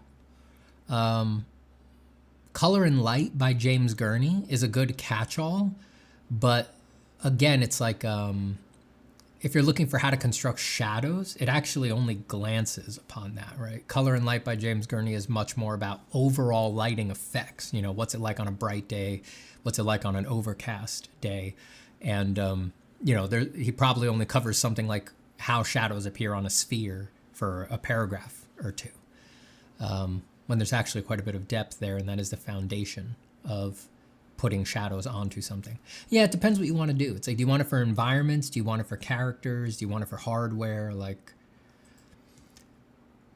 everything in art, all of the elements, they need to be put towards an end. They need to be put towards an end.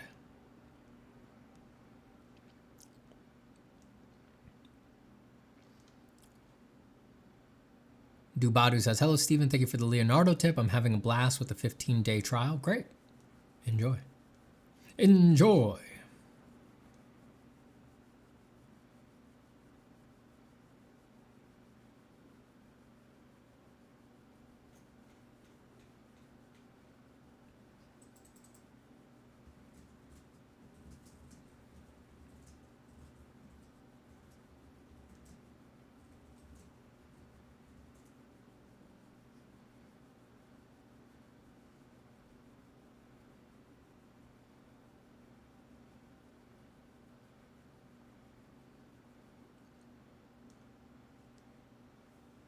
Jergy, I think that's how you would pronounce that. Apologies. Jergy says, hey, Stephen, I've always struggled in finding a balance between niche and being a generalist. So many styles and topics I want to tackle, but my observation says specialization is key. Any words of guidance to what a balanced approach might be? Well, it's true that most industry artists are specialized in what they get paid for, but they almost all are actually secretly generalists as well. They almost all had to go through a broad process of learning a lot of things around the thing they wound up specializing in to get to it. So yes, most people's careers are specialized, but if you actually meet artists, professional artists and industry artists, and you poke around the edges, you find that, yeah, they know a little bit about a lot usually. So it's okay. You know, it's okay to seek generally and just know that, you know, you're on the lookout for the thing that you're going to specialize in. And if you put in enough time, eventually you will find it. You will find it. Yeah, balance, what a balanced approach might be. I think for something like that, you can't really know. You have to find the thing that's going to inspire you to specialize just by chance and exposure, right? No one can hand it to you. You have to try things, and you need to find the thing that by some strange magic and confluence with your temperament, you will become obsessed with it. It will be enough to obsess you. No one can hand you that. You have to find it on your own. The Gamer NL says, I think I struggle with discipline. Do you have any groundbreaking insights on discipline? You don't. Discipline is really not that useful in art, right? Like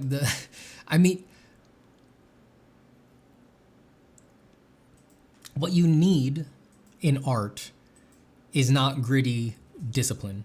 You need one of two things, or both: obsession, or to be joyfully super interested in what you're doing.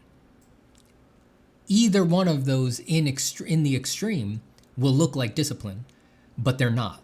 There's no, if you're obsessed, you're going to do it because there's no other choice. It's like you're just compelled to do this thing.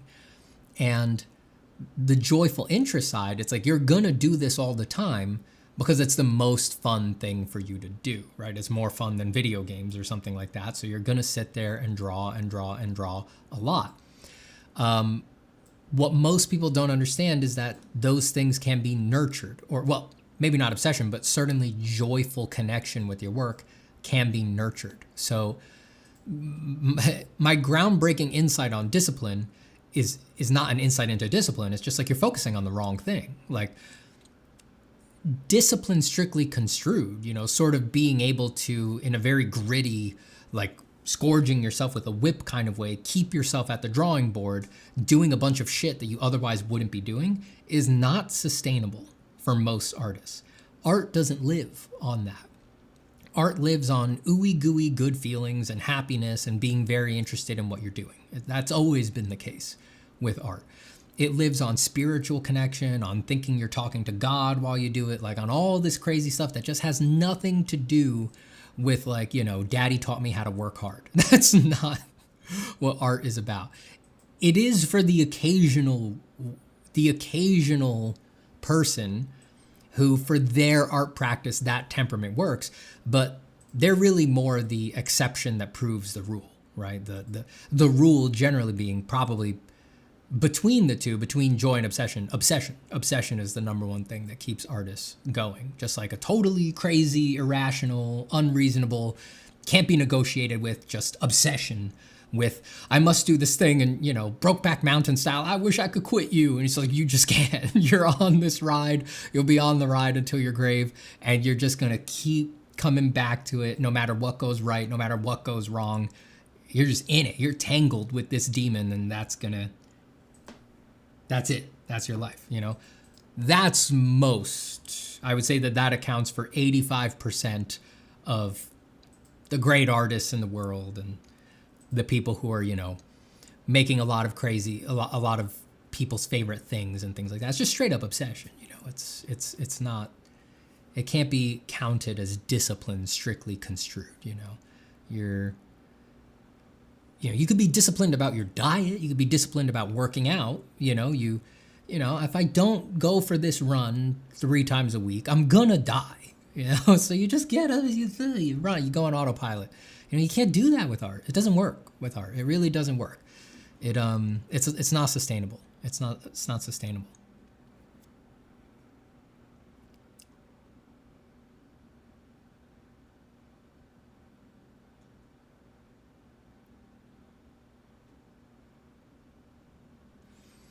Good Vibe says, Steven, do you do streams where you critique art? Would love to hear your inputs. Rarely. I generally don't. I critique people in workshops and in courses because there I have guardrails on it. I have constraints. Or I will critique someone if they ask for a crit and I've known them for a while. I've seen a lot of their work and things like that. I just want to explain this because I think it's interesting, these notions. I'm not being put off by what you're asking at all. Good Vibes, for the record. This is an interesting topic for me, so I want to talk about it a little bit. I generally don't like critiquing just work that gets sent to me from someone I don't know. Because usually, and I've done it a lot in the past over the years, when I do it, even if I put a lot of effort into the crit and I do a paint over and all that, 99 times out of 100, despite my best efforts, the response to me then giving them my critique is a long list of all the reasons why everything I said actually doesn't apply to them and what they were doing. And they never do the notes. And they really don't seem to have benefited from the crit because all they did was explain why they don't have to do, it doesn't apply to them, right? Like the way that I changed the colors, the values, the drawing actually doesn't apply to them. It doesn't apply to them, which to me just makes clear it's like, well, we didn't know each other well enough, right? Like if all of that really wasn't going to apply, you should have opened with that, right? Like you should have been in a position to share the art with me and say, actually, I've stylized these shapes with this intent. I use my lines with this way, with this intent. I use my colors in this way with this intent. Da da da da da da da. Most people are not capable of early on of explaining their intention behind everything that they're doing to that degree. They only understand it when they bounce off of a crit, and that gives them something to reflect off of, something to get some. It gives them some friction to push against. So that's why I only do it in familiar situations and class situations, because there the constraints are clear, right? We've established laboriously often over hours and hours of talking a common middle ground where we understand what your actual goals are and what I'm trying to help you get to, and there a critique makes sense. Like I said, 99 times out of 100, anything that's just a shot in the dark, it never really works out.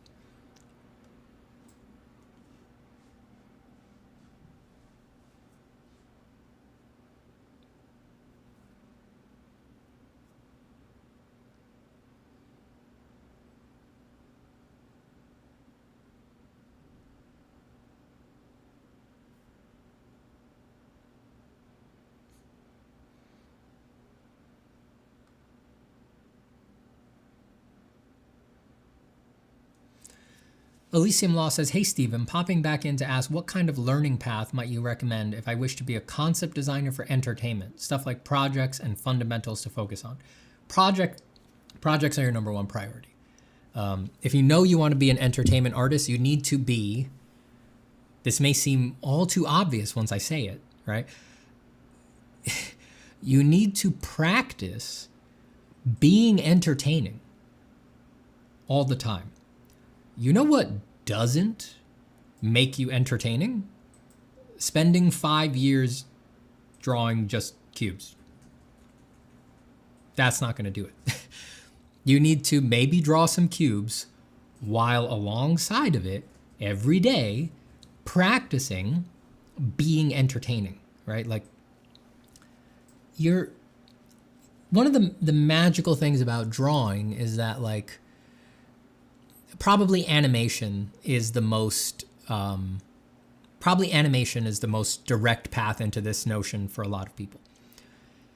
If you are animating a character, you need to actually you can only make them act as well as you are an actor, right? That has to be true. Let's ignore the possibility that a better animator is doing the keyframes and you're doing the in-betweens. Let's say something you're doing completely from scratch, right? And let's say that let's ignore that on a feature film, they will actually hire a professional actor to act out the sequence and they will record that, and then that becomes the acting reference for the animators. Let's ignore that, right? Let's say just animation, purely construed, right? You can, any acting, any emotion, right? Any charisma that is present in a character, it really can only be there if that is a part of you, right? Like you can't make a character more charismatic than like you are capable of imagining and thereby embodying, right? That seems clear to me. Again, if we ignore the workarounds that of course exist in animation more broadly construed.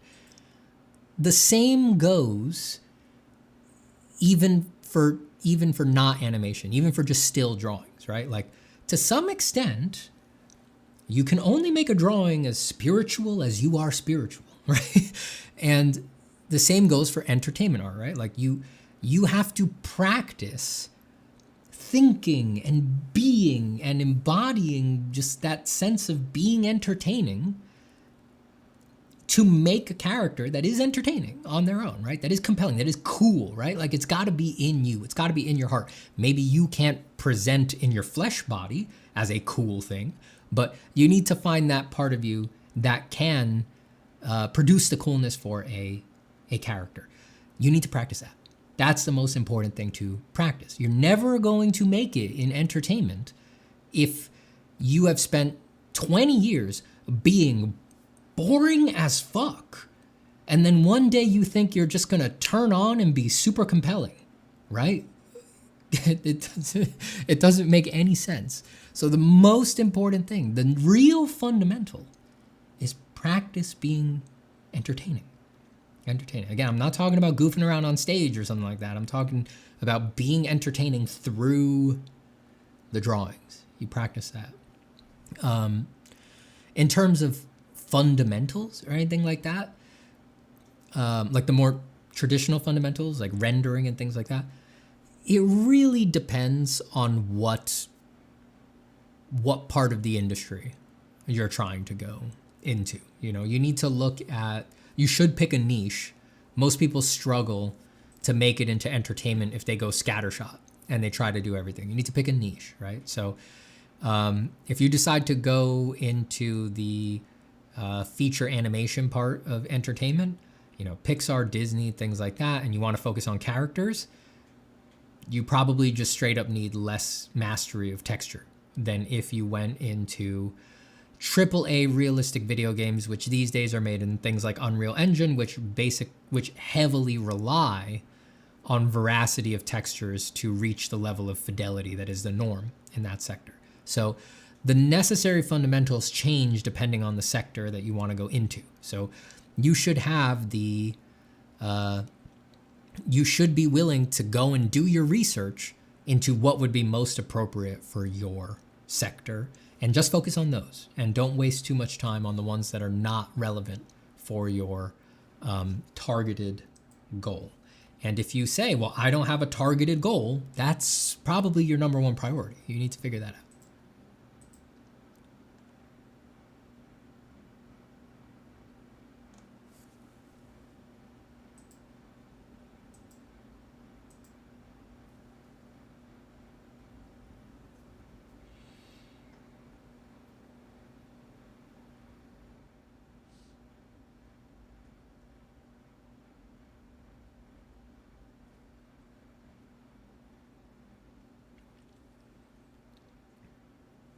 Kyokusei says, I literally just made a video called Discipline is Unnecessary in Art. The message needs to be spread. It sure does. It sure does. Buggy says, I think I just found my obsession with art and design by writing stories. I've been looking for this for years and it feels amazing. Good. Excellent. Good. Get obsessed. Get obsessed.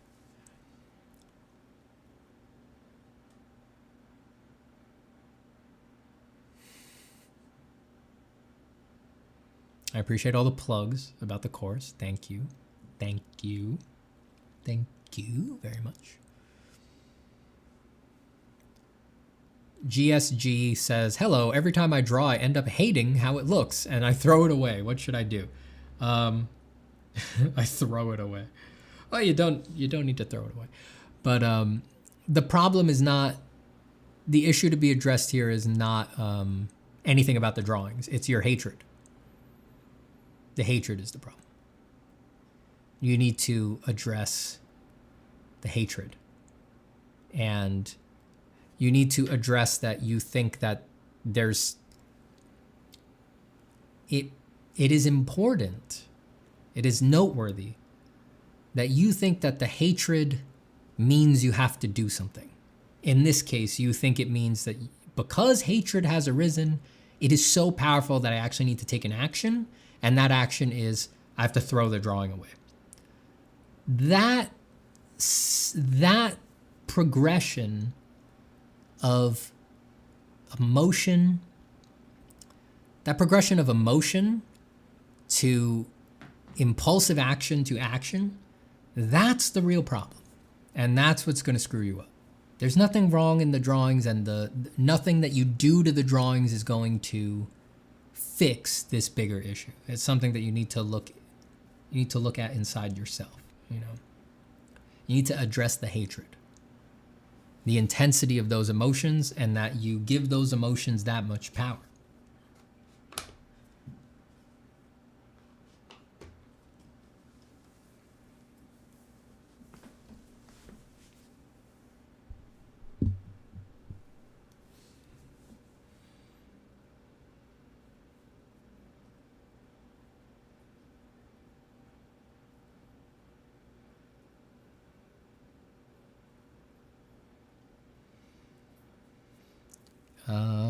Ailish says, are you obsessed with art, Stephen? No, not at all. Me? No. I'm a real practical kind of a guy. I'm much more practically minded.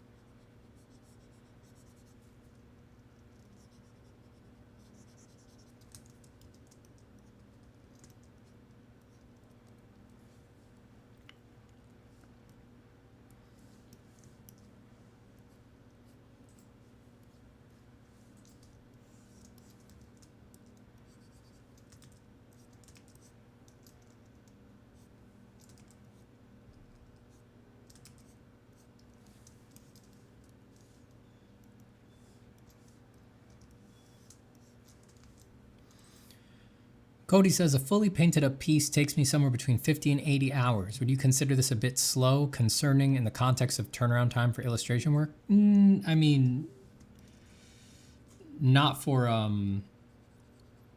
like marketing work. Assuming, of course, that, you know, this marketing work has been handled well by the project managers and all of that.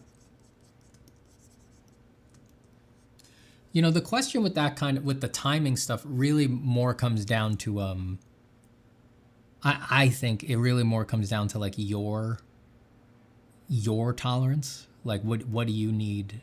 How much speed do you need for you to live your life appropriately, right? Because, you know, okay, so it takes you 80 hours, let's say, of work to finish a piece.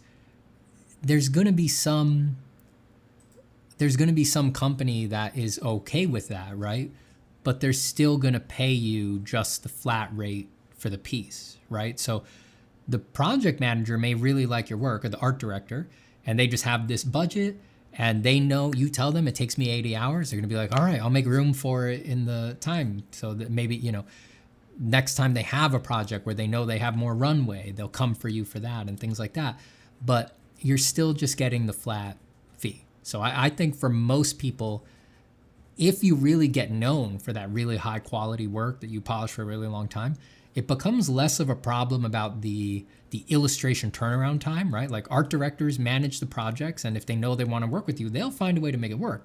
The question is, they don't usually determine the budget. So it's like, all right, we want your piece, but the money people, it's like, you're still only going to get $1,000 for it. So is it worth it for you to put 80 hours into it for $1,000?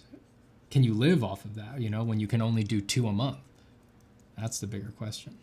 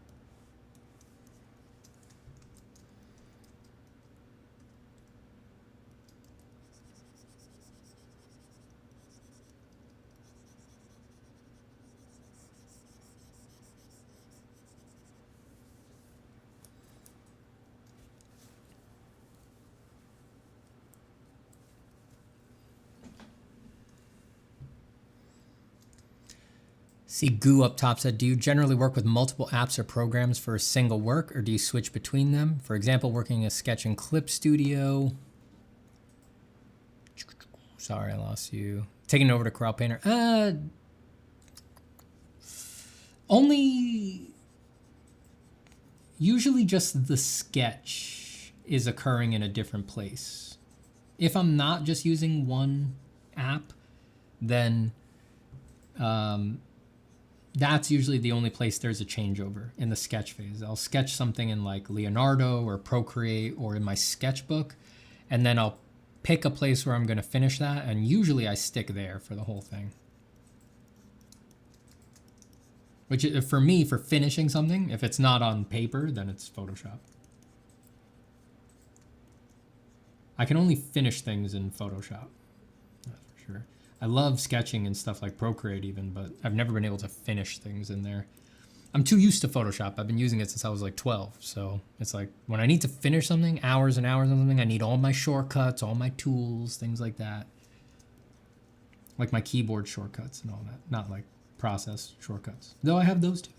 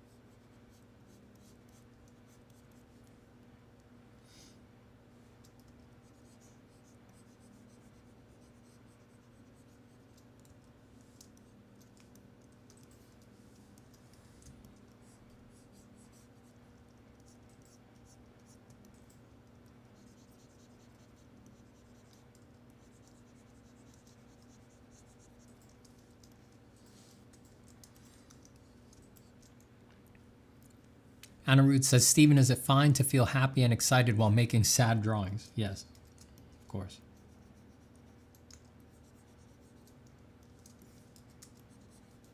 Nothing makes me happier than a scary monster.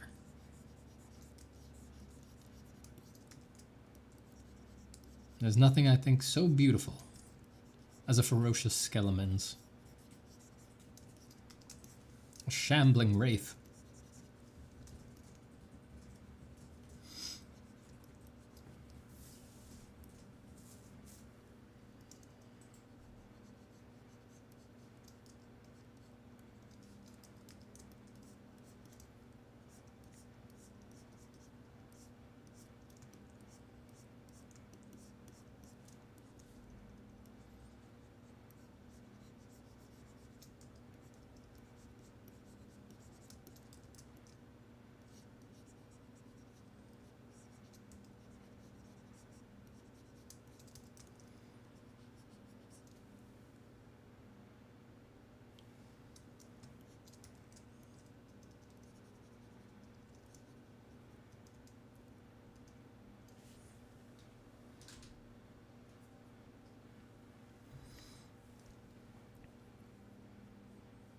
Have you finished in Leonardo before? No.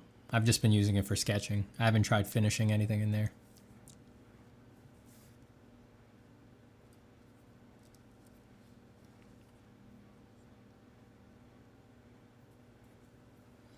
Cody says, yeah, that's what I was thinking about too. In order to make potential pay make sense, I may need to find a way to speed up my process. I got to figure out how to go about that. Yeah, it's a brutal reality of the industry these days. I mean, you look at something like Magic cards, where you have to be like one of the best digital illustrators in the world to do a, you know, the current like level of Magic card. And it's so much work, you know, and research and meeting the style and stuff like that. And I think they only recently raised the rate to somewhere around, you know, $3,000. It's like, look at a Magic card. Do you think you could do a Magic card a month? It's like, what does that come out to? If you could do a Magic card a month, you'd probably be one of the best, most consistent illustrators in the world. So what's that come out to? Those are all 1099s, by the way. So that's $3,000 that are just going to get straight up taxed, you know? It's like the rates and stuff like that really insist that either artists be able to work very, very quickly, or they need to work a little bit slower and they make up the money on the back end. You know, that's why a lot of people who do Magic cards, they purposefully paint traditional so that they can sell the originals to collectors and things like that. But I personally think that's a little fucked up because they sort of rely on that to keep costs down. I mean, the company relies on that to keep costs down. So I don't know. I think it's a little skeezy. But, you know, it's art. People want to work for Magic just for clout, you know, so they're happy to take the low pay.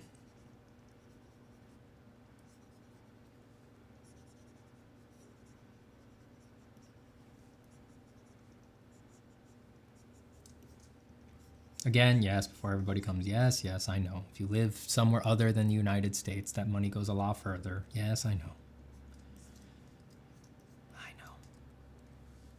Can you just can I just talk for a second? Can I just talk for a freaking second? Yes, I remember that the rest of the world exists. Don't worry.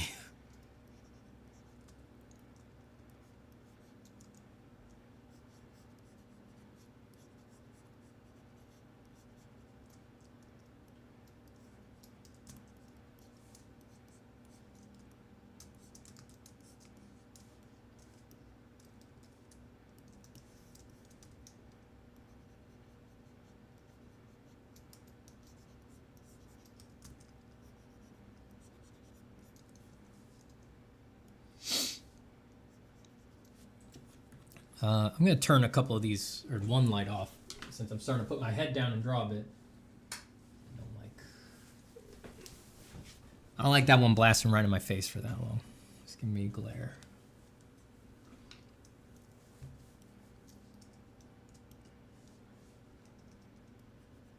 Am I too dark now? Nah, that's fine.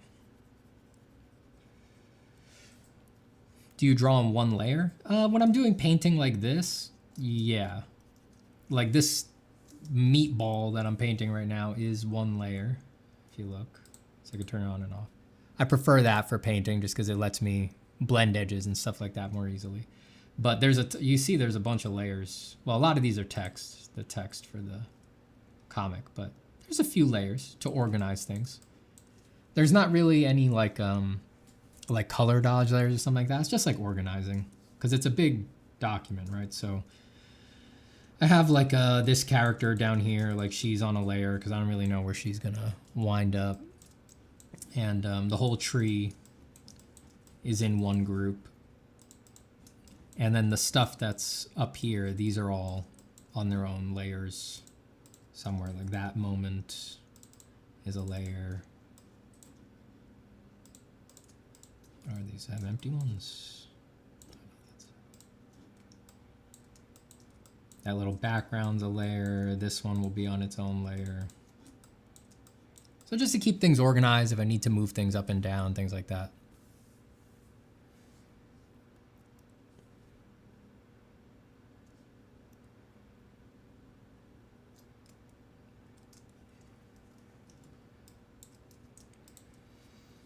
Have you ever been to a European country? Yes. I think you'd blush like a high schooler around your crush if you saw historical architecture in real life. I have seen it in real life, and I have blushed.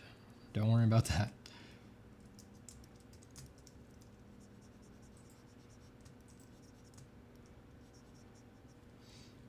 I have to say, no architecture ever hit me harder, though, than when I went to Kyoto.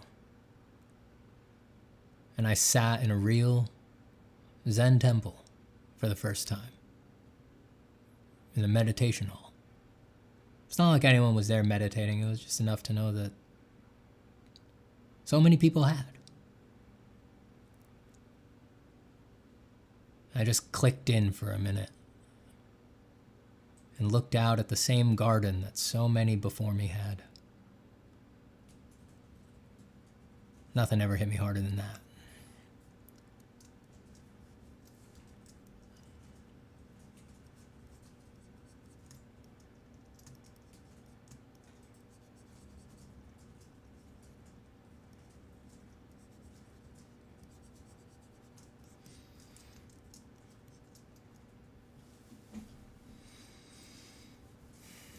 Circle Door says, Steven, draw women? Never! Droplet Maga says, hey, Steven, have you ever struggled with thinking about how other people perceive your art? How does one shut the other voices out? I struggle with it even when I draw a mere sketch. Yeah, it's, you know, something you have to get over. I mean, here's the mental reframing that has always worked for me and that I like to give to students sometimes. On the issue of how are other people going to perceive your art, it's guaranteed that people won't like it. Nobody makes art that's for everybody. There isn't a piece of art you could mention that everybody likes and that everybody agrees is good. Take that seriously. We all know that. The wisdom is hidden in the obvious repercussions of that. That means that there really is no point in worrying about it. You could make the greatest thing ever, and someone out there is going to say, this sucks. It's just uninteresting slop. That is guaranteed.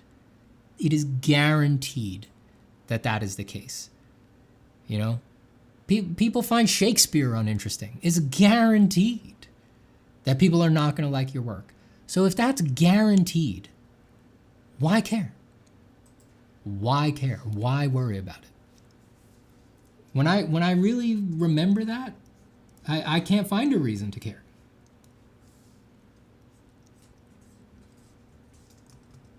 Now, if you're worried about particular people liking it, like mommy and daddy, that's a different question. And that's a different problem.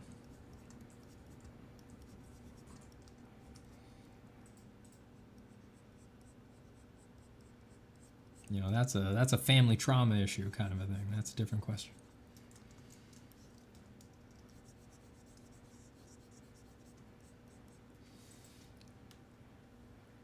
Is this for a specific narrative, Steve? Yeah. Yeah, this is a little thing I'm writing. This is a little song I wrote. You know, there's words. There's words. There's things being said. So yeah, there's a little narrative. But don't worry.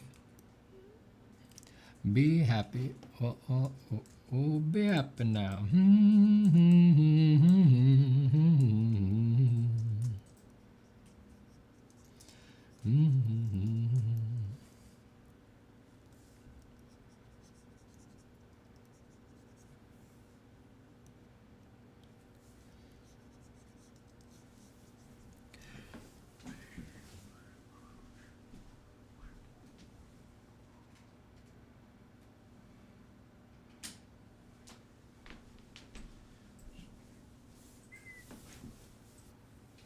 Cyanide says, but Stephen, I'm perfect. It's just everyone else refuses to accept it.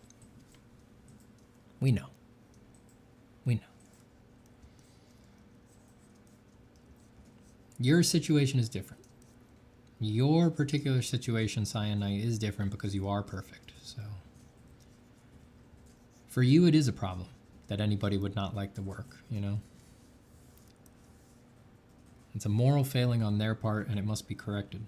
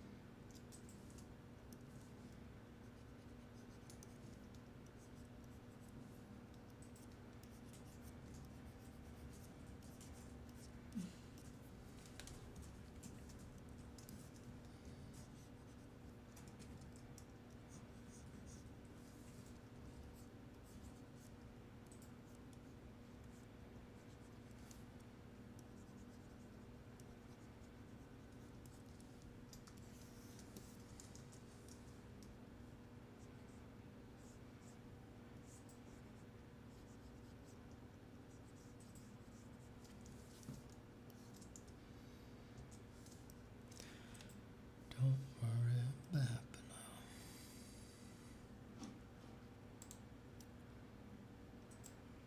I think I should put myself down here now. No, I'll keep myself over here.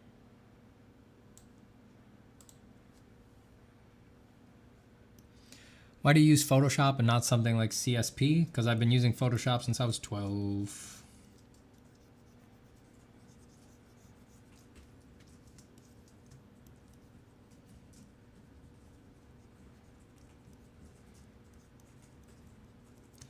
I've tried to switch.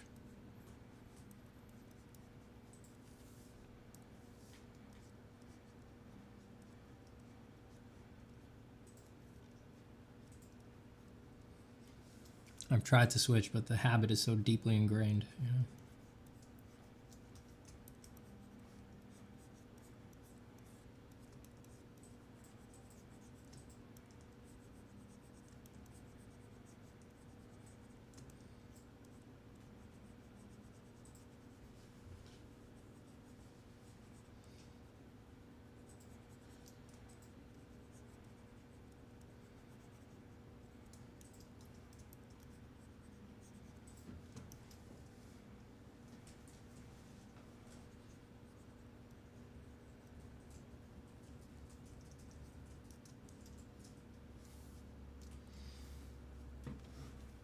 What kind of monster is that? It's a Mercier. Obviously. You don't know that?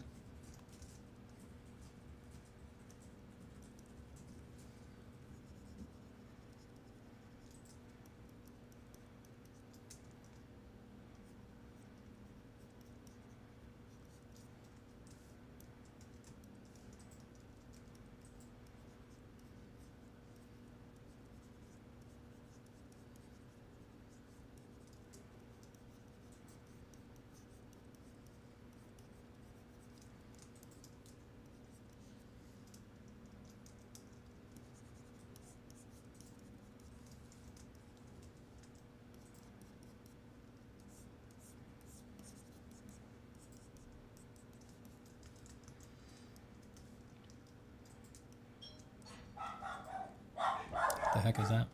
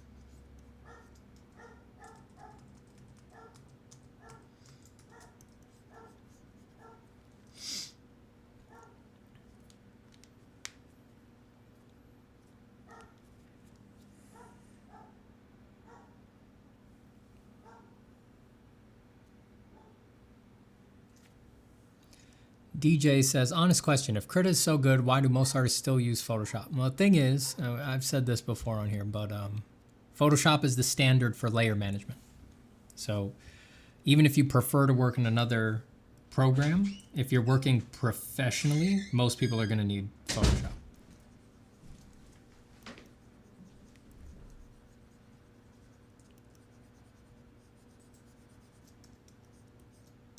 If you're just drawing for yourself, do whatever you like. But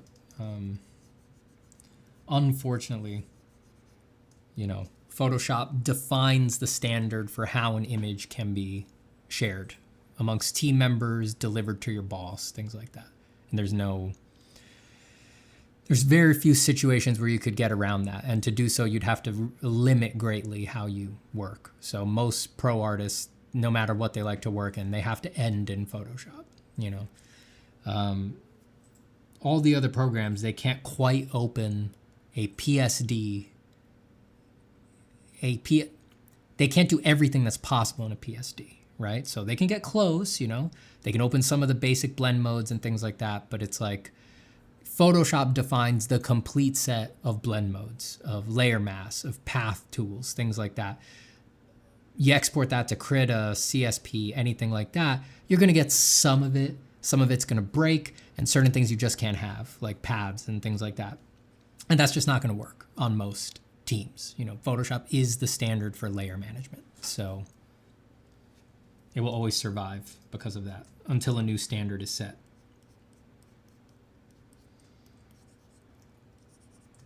Otherwise, you would need to, you'd need a new standard. You know, you'd need everybody to agree we're all using Krita, you know, so that the files transfer exactly.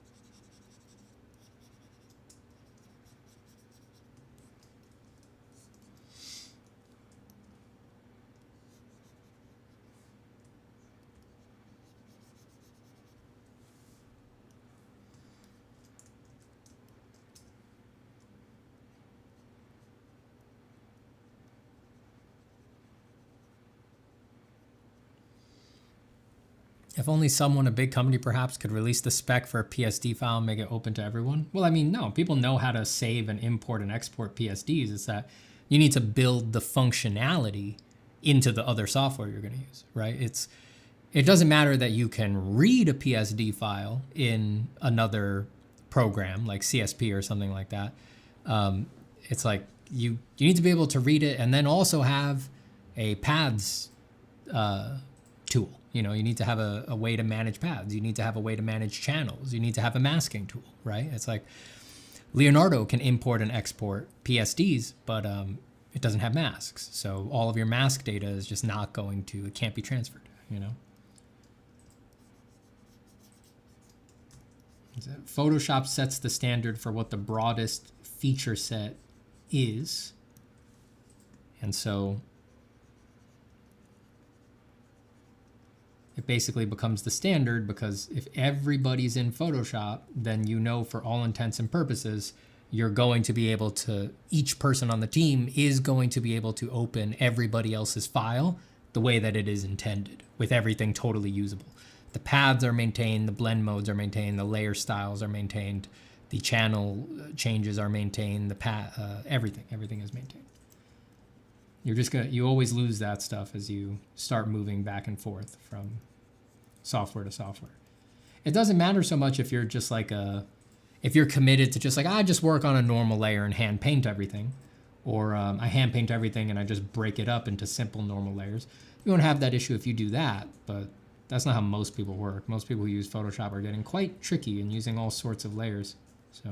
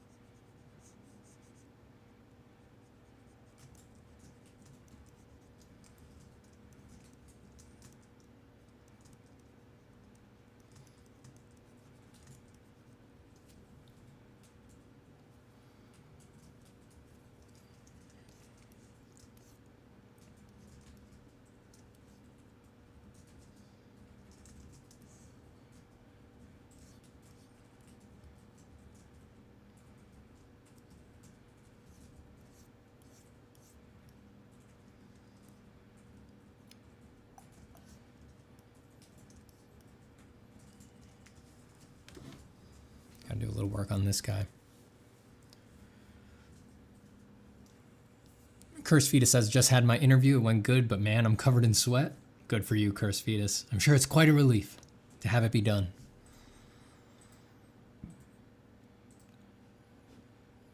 Anirudh says, so Steven, you mean if an apocalyptic event were to happen, we can make the world switch to Krita after that, right? Yeah. Totally. Probably not even in an apocalypse. People still wouldn't switch from Photoshop, even if everything exploded.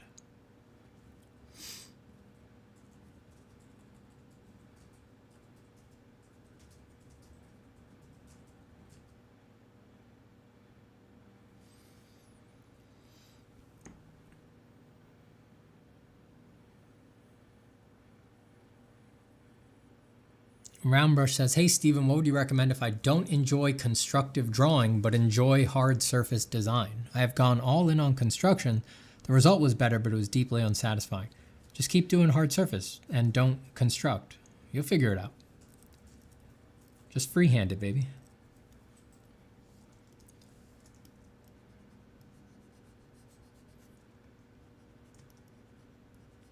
It'll be a lot of trial and error, but it is, of course, possible. You don't need to construct something just because it's hardware.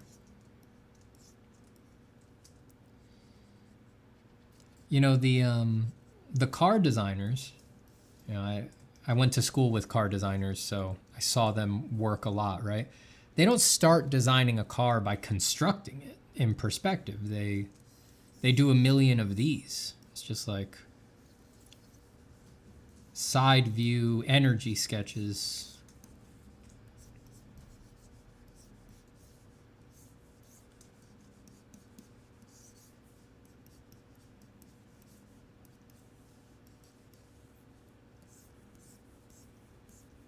They just do that 10 million times, slightly changing the overall proportions, where the A line is, where the columns sit, you know, Does it lean forward? Does it fall back? You know, where does it peak? Where are the drives? They just do that a trillion times, right? And that is the basis of the design, right? No one's more serious and studious about hard surface than people who are actually trying to design cars that are going to get built, right? So even them, they start with this loosey-goosey stuff. They don't start drawing a car by being like, oh, okay, here's the center line on the z-axis, and oh boy, I better mirror this plane, and okay, well, so here's its top view in perspective, and yeah, I guess that looks right, and now I'm just gonna carefully follow the center line up and go over the greenhouse here and down to the back, and there's the trunk, and okay, now I've just gotta plot a point across here, and okay, I'm gonna come down this way and then pop out here. Oh shit, okay, so I'm gonna do a plane here and drop it this way, and then that goes back to that vanishing point, and then I'm gonna draw the X and find the points of contact, and then I'm going to mirror it across the center line and get one of these guys going, and then I'm gonna come, oh god, it doesn't look right. It's supposed to be correct, but it doesn't look right. They don't do that. You're completely locked up if you do that. You're not designing if you do that. Design is about energy, emotion, overall feeling, and they didn't start this way. In fact, they almost never drew this way. Weirdly, it was the entertainment design guys who drew this way. It was weird. The guys who were doing car design, they did this in class because they had to, and then they never did that shit again. The people who were trying to build cars that actually got built, they were energy drawings most of the time. And then they skipped any of this intermediary crap, and when it got time to get pinned down, they went to 3D. They just built the surfaces mechanically perfectly in 3D. So they didn't dawdle at all with this middle grade shit.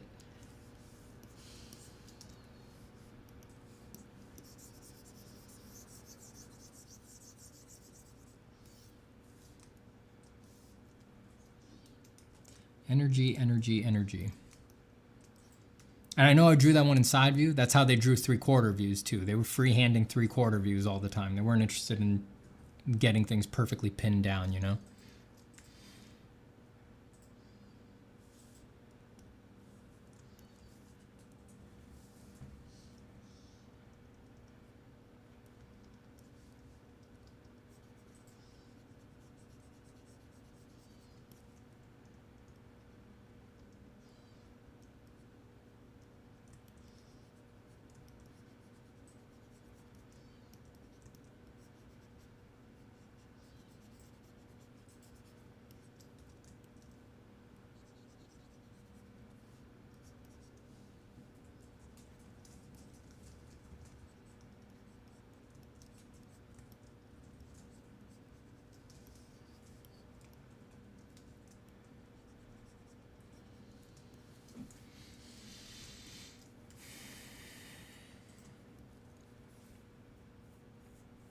The official name of that car is the Loosey Goosey. Yeah.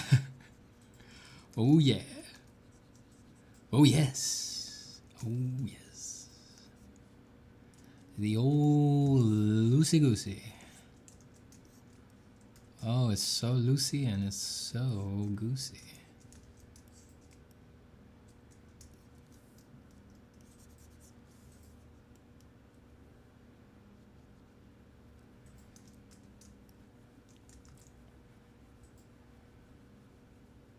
Have you ever gotten tired of recurring elements in your art? What's the difference between being scared of adding new stuff and your baseline style? Ever gotten tired of recurring elements? Not like elements, like just recurring mistakes. Like I always draw legs too short or something like that. That I got tired of, and I usually I got rid of them. You have to break the habit. That's always what it is. And I would do that by overcompensating. So I would draw my legs too long for a while, and then that sort of balanced it out. And then every now and then it recurs, you know, it's a weed in the garden that needs to get pulled. I just do the same thing again. I draw them too long for a while.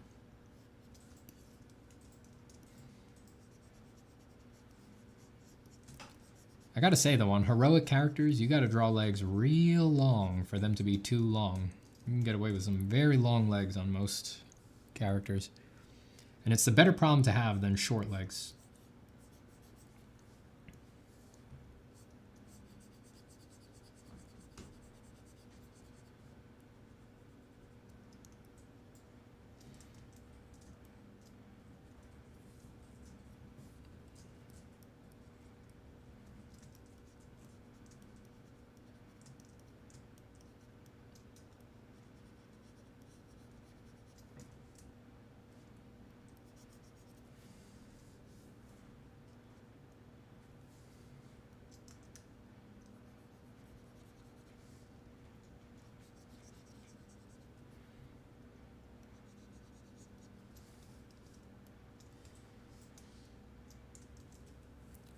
Elias says, what is the most important thing about drawing for you personally? So if someone asks you why you do it and why you enjoy it, the spiritual aspect, without a doubt. Without a doubt.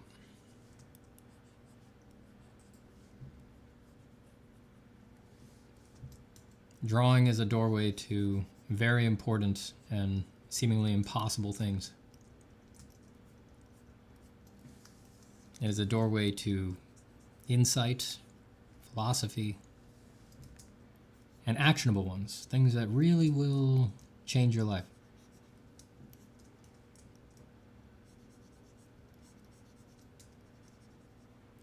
If you ask it to. If you ask it to. I asked and I received, sir.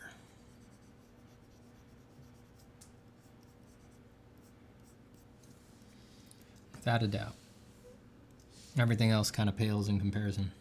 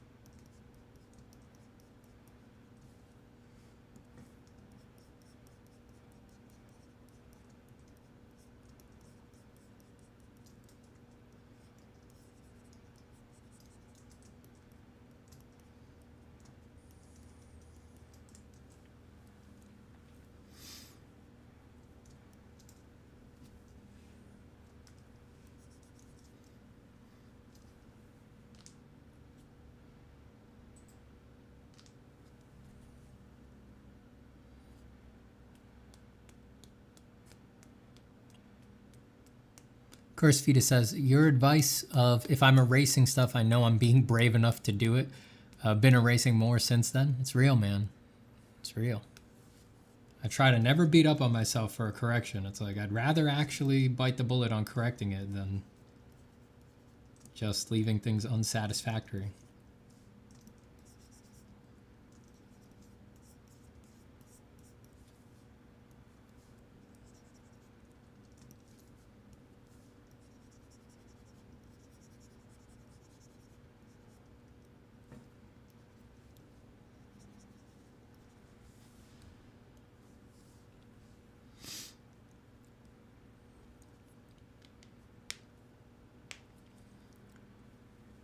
Exodus Lexicon says, thank you for that most recent video you uploaded.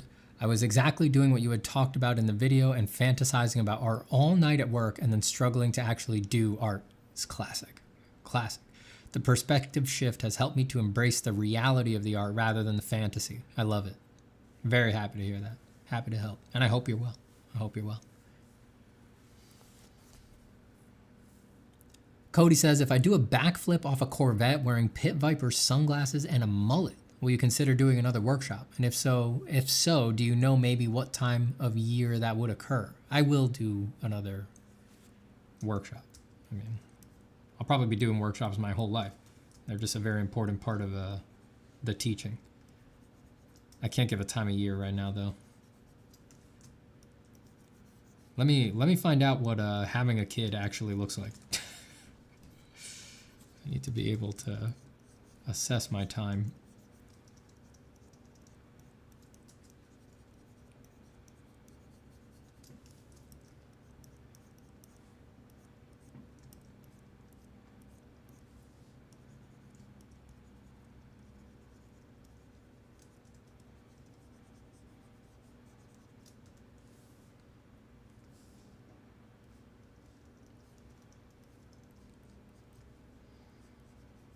But yeah, I'll probably always be doing workshops because I take teaching very seriously, and that's just the stuff that can happen in there can't happen in another context, you know?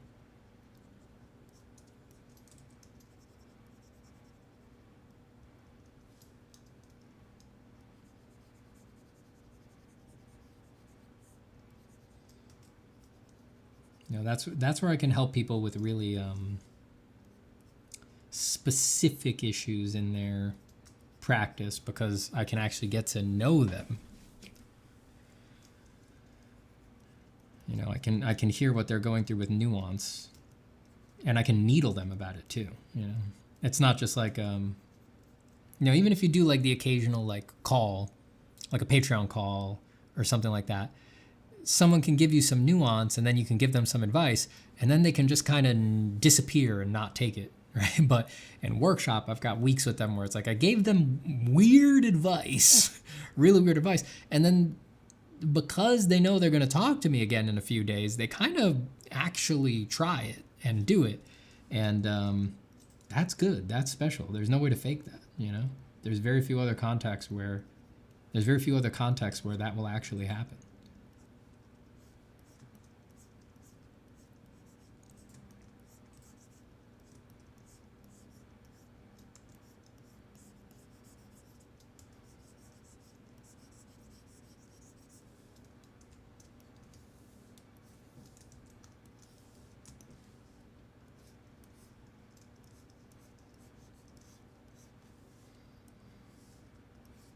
And that's also occasionally where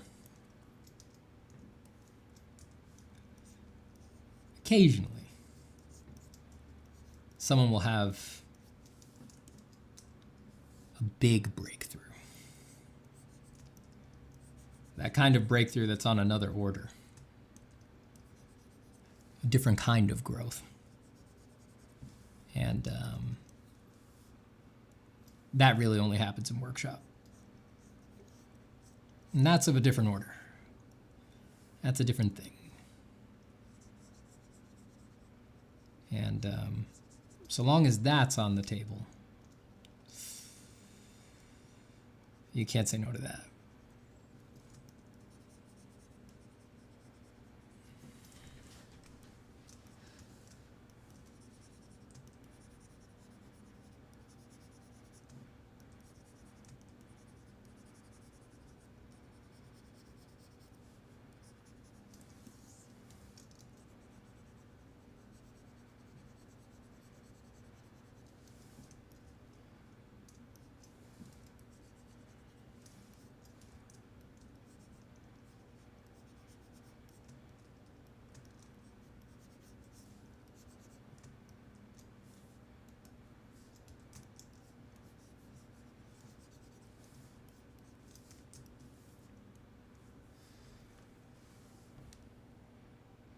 Hello, Dark Dank Doodles.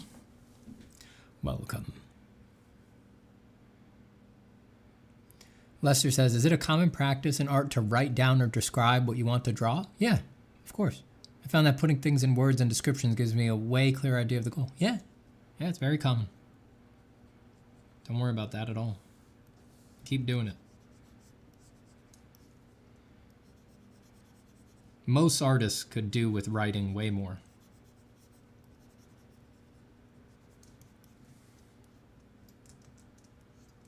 I think in general, artists don't write enough.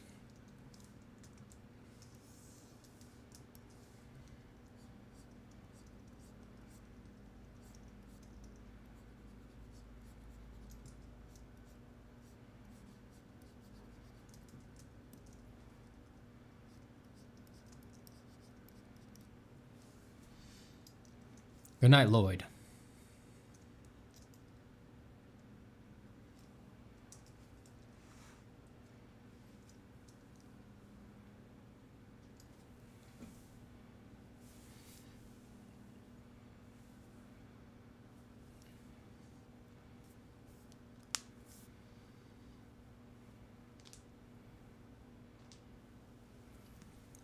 Dean says, how do you and your wife plan on handling devices for the kid? No phone or iPad until 16 or something along those lines? Also, will you make him into an art monster? I don't have a particular number in mind, but right now I definitely feel like holding off as long as possible. I feel like we're out of the... I feel like right before us, there was a wave where people thought like... I think kids were tricking their parents effectively, making them think, no, I need to have a cell phone, right? For safety, and I can't be left behind, like you're going to ruin my social life. Like, and I think right now we're just realizing like that's not true at all. You're going to need to come up with something better than that. That is not true at all.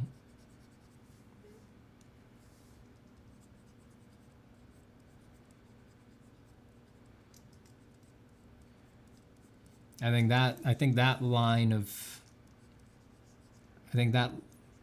attack was working there for a while. But I think the vibe I'm getting is that the next wave of parents is not going to be hoodwinked by that. But the war will be ongoing. They'll try to hoodwink us with something else. So, as is their prerogative and their ancient right.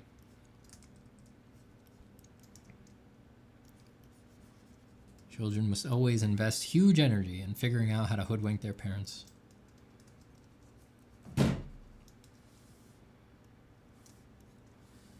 And will I make him an art monster? No, not at all.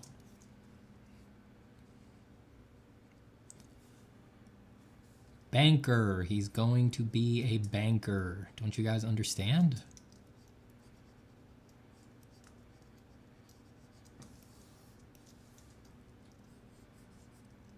I would never, if my kid wanted to do art, I wouldn't try to make them a monster. If they wanted advice, if they wanted to be a monster, I would do my best to help, but I would never project it on them or force it onto them. I've had the good luck of knowing enough artists in all sorts of different life situations that I'm actually very aware of how, if you want to be an artist and you're very passionate about it and your parent is an artist, if that parent is not cool as fuck, that can actually really distort someone's life and their practice. I've been lucky to get a behind the scenes intimate look at a few people and talk to people and things like that. I've heard a lot of crazy stories, so I'm quite aware actually that I really don't think, like, if my kid was interested in art, I wouldn't try to make them great at it, right? Again, if they came to me, but honestly, I don't know. I think it's pretty common for like a kid who really loves art, like even if one of their parents does it a lot, artists are inherently independently minded, So I think it actually seems to be quite common that the kid will basically pretend their parent doesn't do art. And they're like, I don't want any of your input. I don't want any of your advice. And I would just be like, cool. I get it. Me neither. Me neither, champ. You let me know if you ever want to go out painting with your old man.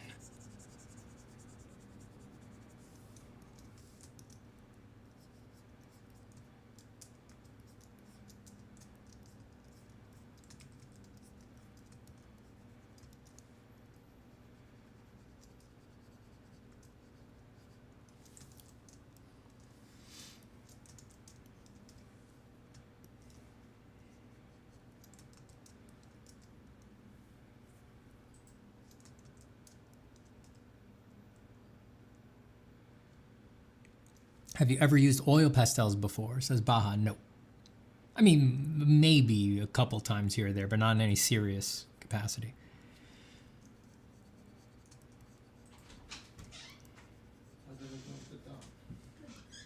Steven's streaming. Welcome.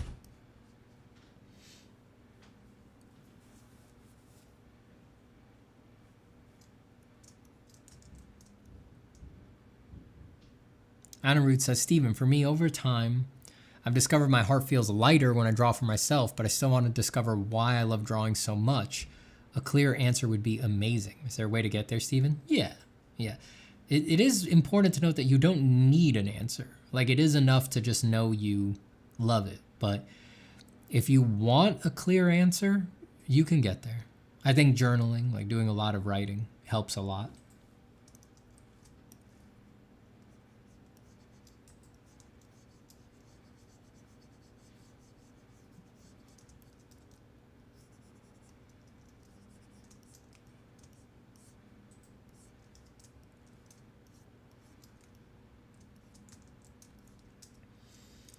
Zachary says, is it all right to photo bash your own drawings onto your designs for iterations? That is all right. What is not all right is the permission seeking on questions like that. You've got to get that out of your system. Whenever I read something like that, my gut always tells me, you already know it's all right. That's why you said your own drawings. You didn't just ask, is photo bashing all right, which is a different question that involves legal things. You said, is photo bashing your own drawings onto your designs okay for iterations? I think you know. You already knew. There was this thing where you're just like, I need someone else to sign off on this. And it's like, that's not healthy for artists. You got to excise that. You got to cut that out of your system. It's like that. That's not a big deal in the question you asked. That's a big deal down the line. That if you nurture that little fucking gremlin, that gets worse and worse and worse and worse, and it spills out into bigger and bigger and bigger things. It is never satisfied by small answers. You know, it's not going to be satisfied by me saying, yes, it is okay to photo bash your drawings onto designs for iterations. That will just reinforce how good it feels to be validated by someone who doesn't know anything about you or your practice or anything like that. And it'll make it expand out to bigger things, a bigger question next time, bigger thing, bigger thing, bigger thing, bigger thing. It'll unhorse you. You got to get rid of it. You got to cut it out of your life.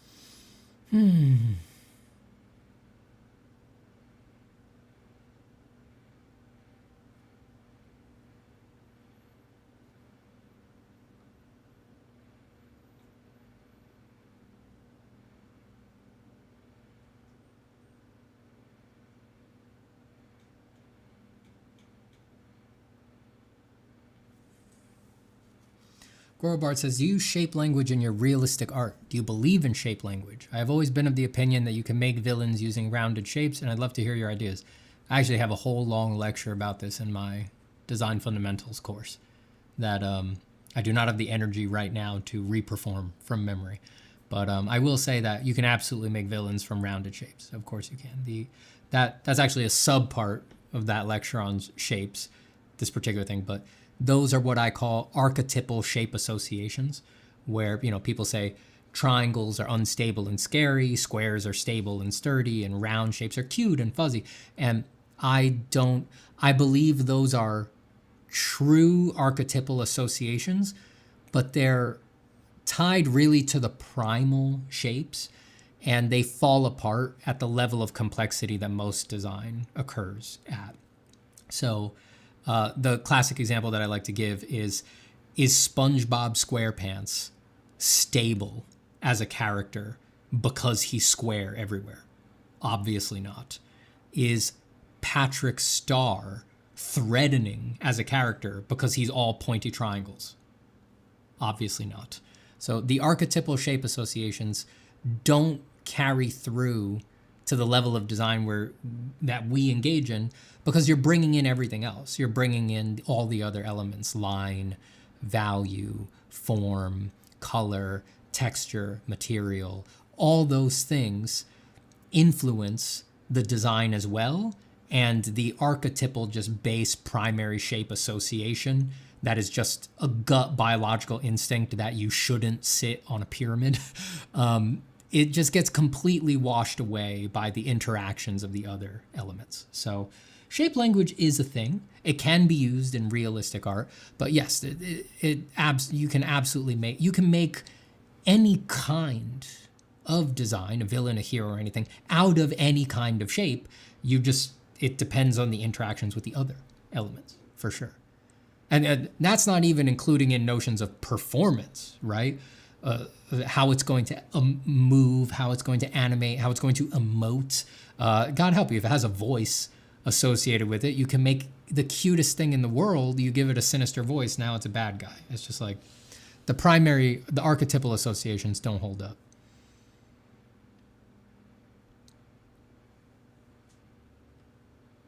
Buggy says, I just watched that video. It was very insightful. Get the course, people. You get the course. You get the course. That's just a little slice. That's just a bullet point in that video. Come on.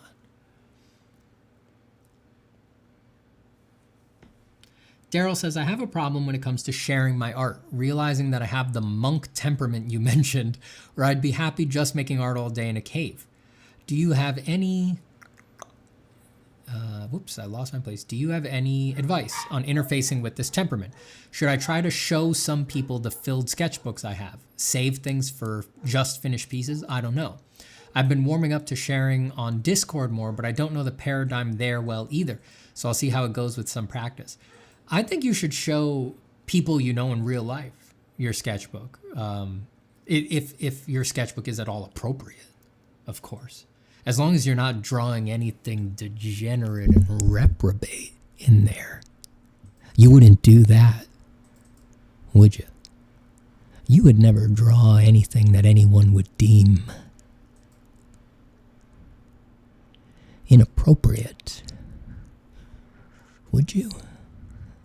I think that showing people in real life is much better for your mental health than throwing things out into the void on like a Discord and things like that. Obviously, you can have friends on Discord and all of this, but it's pretty rare, even in a very tight-knit Discord, to get a huge reaction for anything but like your best stuff, you know?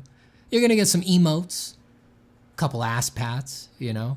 But a couple ass pats and emotes don't go as far as showing a friend And having you, even if your friend's reaction isn't some big outsized thing, showing a friend and just having them go, just feeling their body language in the room with you, just having them go, man, that's great that you do that. You know, that I think does much wonders for people.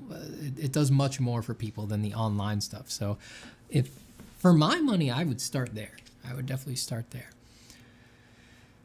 Dare also says, the one place I feel comfortable right now sharing is here on YouTube. I just need to get over the hurdle of thinking my videos need to be polished so that I can actually finish them faster and get back to drawing. Yeah, well, you know, if you feel comfortable there, if you have that outlet, then that can be a huge outlet. I mean, definitely keep pursuing that.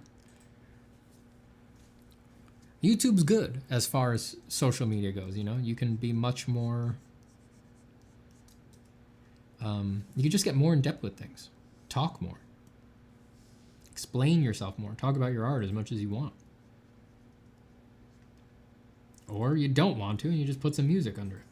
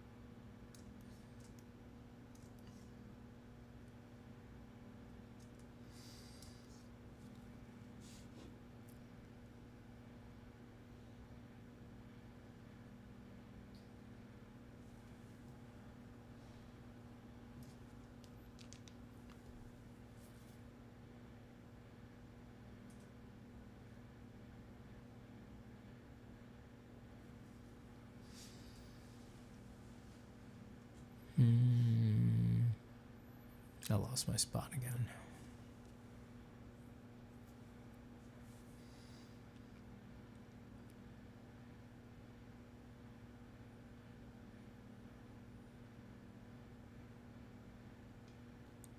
Where was I? Hello, Charlie.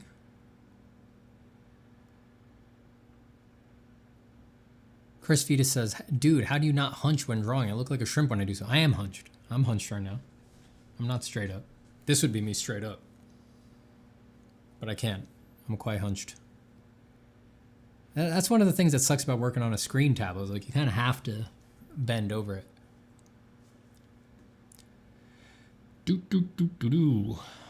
Only one art monster allowed in the house, right? Am I right? I might give up the throne.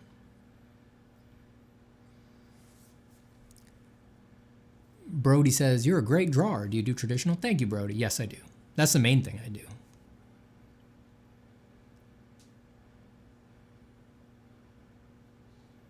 Goodbye, Zachary.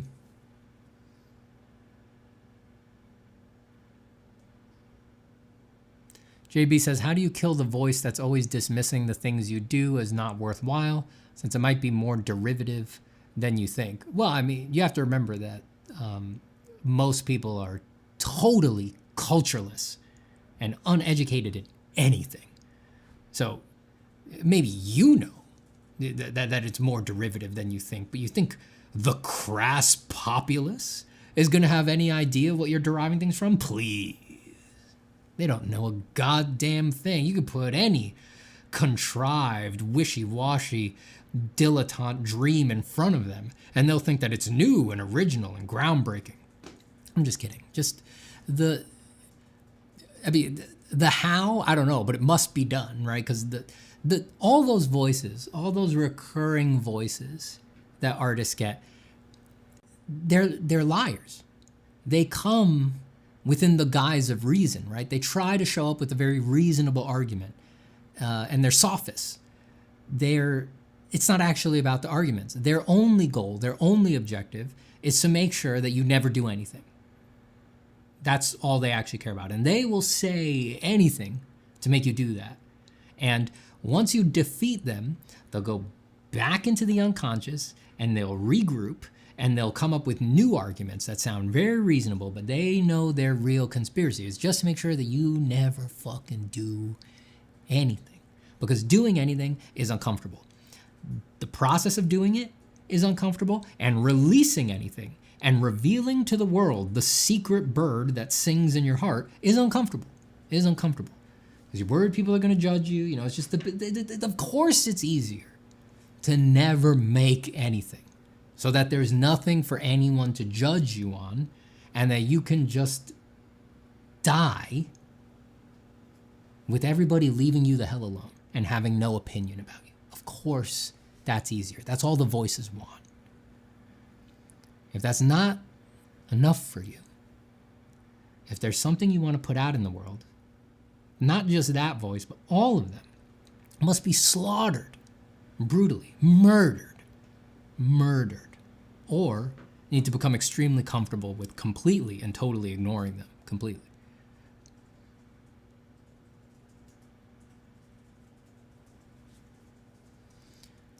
Sorry, Buggy, didn't mean to call you out. Jake Lockhart, have you done much oil painting, Steven? It's been a long time. I used to do a lot more. I'm learning color theory at the moment with oil paints. It's put me into a challenging pickle for sure. I mean, I think it's a great way to learn color theory because it forces you to slow down and just be more thoughtful about all of your color choices. So I think it's a good thing.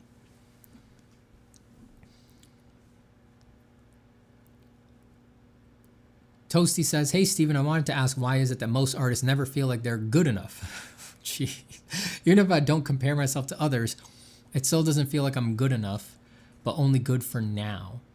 I mean, it's a guilt complex. Something about how you were raised.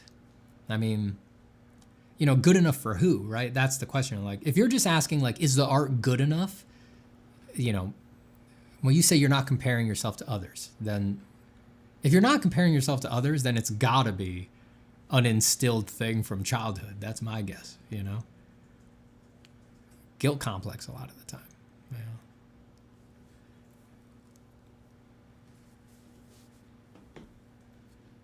Hate to say it, but no problem, Woofo. Woofo says, Steven, thanks so much for your streams and podcasts. No problem. Gabriel Z. Quinn. Hey, Gabriel. Says, regarding permission seeking, do you think people mischaracterize humility? I feel like I see a lot of artists who stop themselves going into the unknown because it would be prideful. Just pondering. I could see that. I think so. I mean, yeah, if the prideful aspect is like that little thing that a lot of people get where they're like, you know, I've just got to learn how to do it straight down the barrel first, or follow, like, you're supposed to do it in a particular way or sequence, or there's a particular way you're supposed to learn, and maybe they think it would be prideful to cut around that or ignore things, right? I think that's definitely a problem.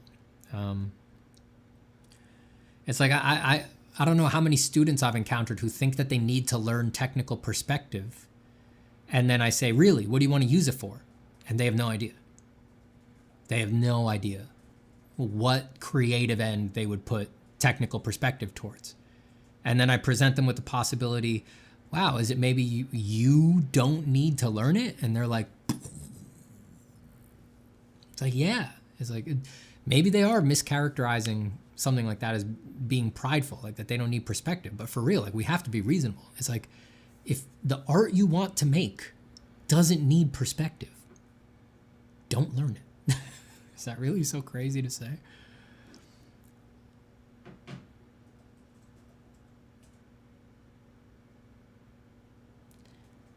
Anirudh's comment here seems somewhat related. It might be related to what Gabriel meant. Steven, listening to you since 2022 has really empowered the punk artist inside me. Now I make things my way confidently and end up making good shit. Nice. Before that, I had insecurities of having no formal training. Formal training, please. There is no formal anything in art. That went away with the French Salon. There hasn't been formal training in art since the French Salon. We can all leave that behind. You go to art school, design school, and they're not teaching you anything formal. They're just good. They're coaching you, basically. The stuff, the formal stuff they can teach you is all stuff that you've heard before, you know? It's all already out there. Thank you, Wufo.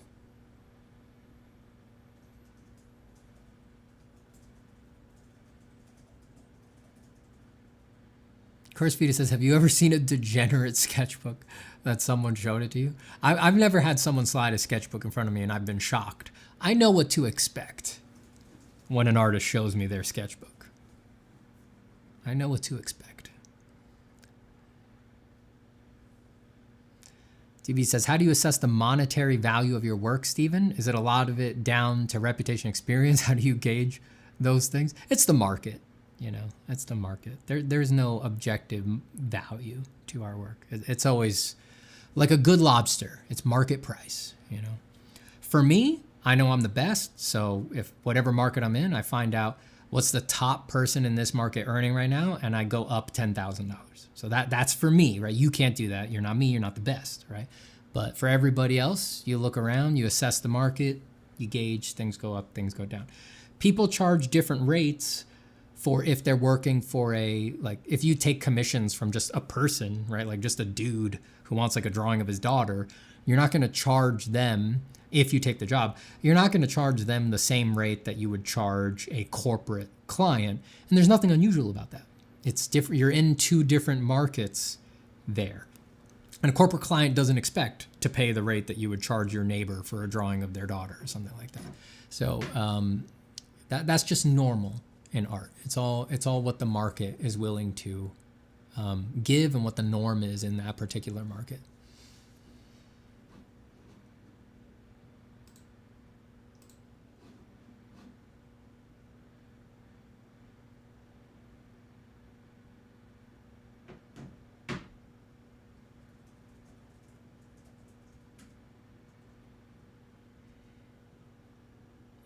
Daryl's art friends moved. Yeah, you need new art friends. You gotta have someone you can show your work to every now and then.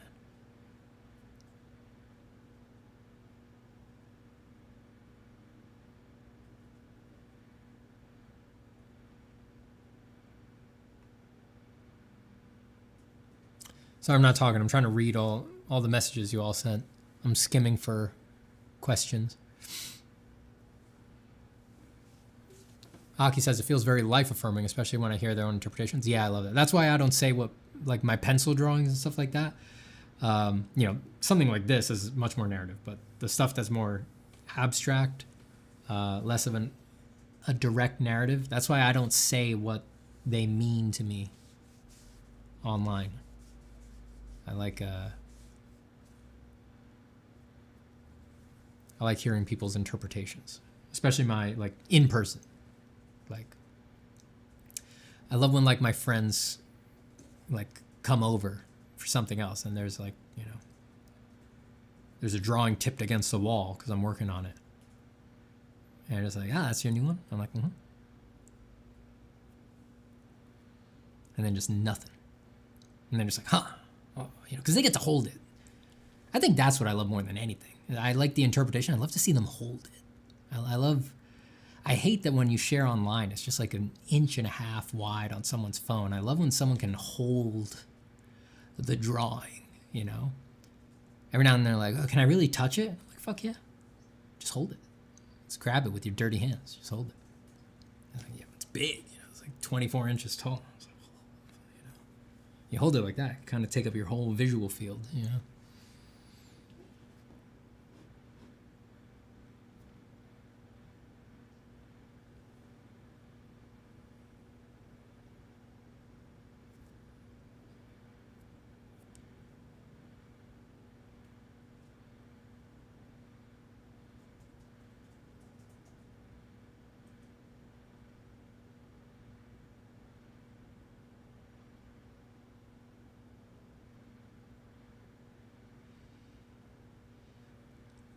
Yeah, Daryl, like you're saying to Aki, consider showing your non-art friends. I mean, most people have some interest in art, you know, they're even if they don't, not an interest in art, but it's like, if there's a drawing around, they are interesting things, you know, just as artifacts.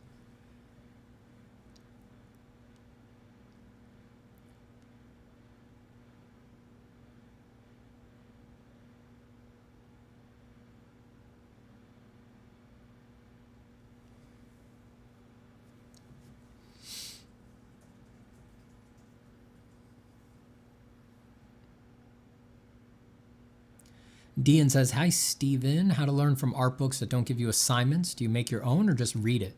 I'm not sure how to make good use of drawing lessons from the great masters, for example. When I read drawing lessons, I didn't make any assignments. I mean, I thought just reading the book and carefully following what he was saying in the diagrams and all that was, I thought that was mind-opening on its own. I remember it being. I didn't...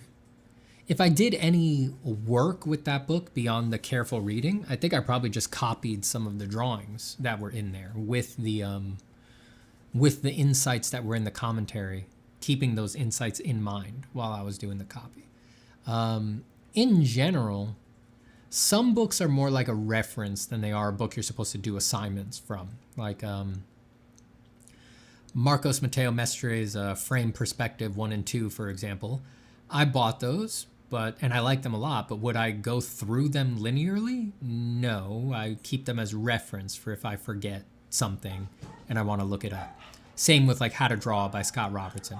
How to Draw is a little different though, because there he's basically prescribing do it linearly the way that it is in the book, which I think very few people are actually going to do. I do think for something that technical and specific, most people are going to need a coach to get them through it. But some books do have assignments. If they do, yeah, do them. I mean, copying with the insights in the text in mind. That's what I did with Bridgman, for example. You know, I just read the text, a little old timey, hard to read, and I copied every drawing. Same with Vanderpool's figure drawing, which is one of my favorites. I copied. You know, that's an old book, so there's not that many drawings, right? There's only a few plates because that's all they could afford to print a book with back then. But I copied every drawing in the Vanderpool human figure book multiple times through. And as old-timey as it is, I read the text. At least once I read the book cover to cover, and I remember I couldn't name an insight from it, but I remember when I was reading it that I was like, shit, I can't believe how insightful this is. Even though it's so old-timey, even though it's like Victorian era, you know?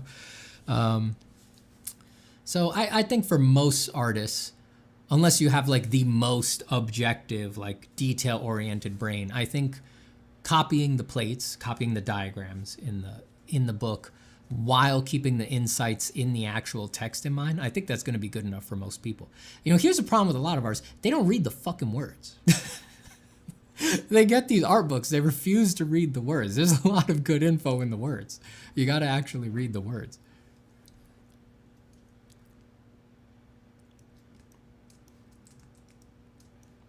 All right, guys, I'm going to start signing off here because we're coming up on 4 hours here, and I've got some things to do. I do have something else on the schedule in a bit. So I'll stay on for a few more minutes, answer some last questions.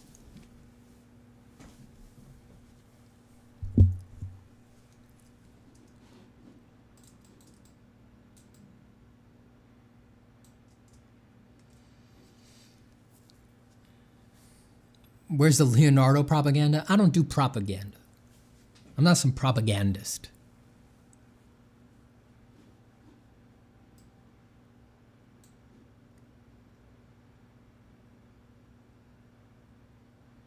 Baron says, hey, Steven, I know it might be too much to answer on a stream, but do you have any tips for how to clarify the dream pictures? That is tough. There's, the main tip that I give people is to do something, I've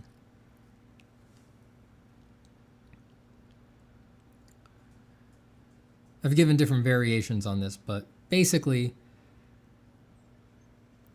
try to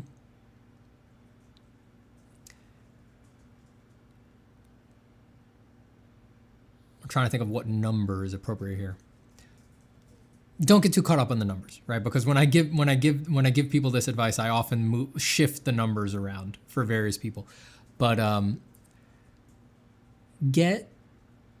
start a folder on your computer and try to collect between 30 and 50 images of art that is art that you love, and make sure that it's all art that you love that you think you would be interested in doing.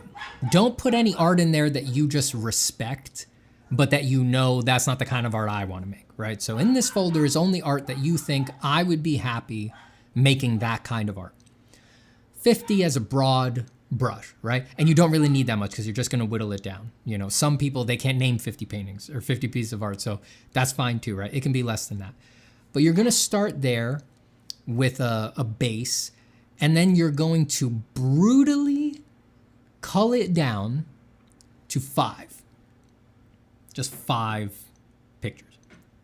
And the idea is that these 5 pictures, as much as you can, you're going to pick 5 pictures where each picture, you just feel like there's nothing in there that you would hate doing, and that the pictures, these are like the most inspirational, most amazing pictures to you. You want to have a strong emotional reaction to them, and you want to love everything about them. Don't let a picture that has a big element that you hate or that you're just not interested in get into the top 5. Because if it gets in there, it got into the top 5 because you respect it. And this isn't about respect. It's about the work you want to make, right? So if you know you're not that interested in drawing men, for example, you know you want to draw women, don't let a well-executed, hyper-technical, well-respected picture of a man wind up in the top 5. You're just putting it in there because you respect it, because you know it's good. We're trying to move away from that. Make sure there's only women in the top 5, right? And whatever it is, you only want to draw animals, you only want to draw women, you only want to draw men, whatever it is, just make sure that those top 5 pictures, strong emotional reactions, and there's nothing in them that you don't want to do, as far as you can tell at this stage. Everything you see in them, you're like, I would be happy, to use colors like that, to use shapes like that kind of content, this kind of narrative or non-narrative, right? You will find it's a difficult process. It takes days to do this. This is not an easy job. This is the kind of thing you would assign as homework that's going to drive someone crazy, right?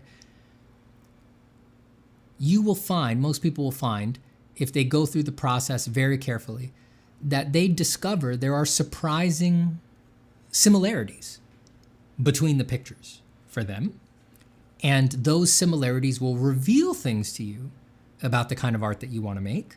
And if you look at all 5 pictures, they're open on like a pure ref board or something like that, and you just soften your eyes and you look at all 5 and you imagine a 6th picture that would fit on the board, that's close to a dream picture.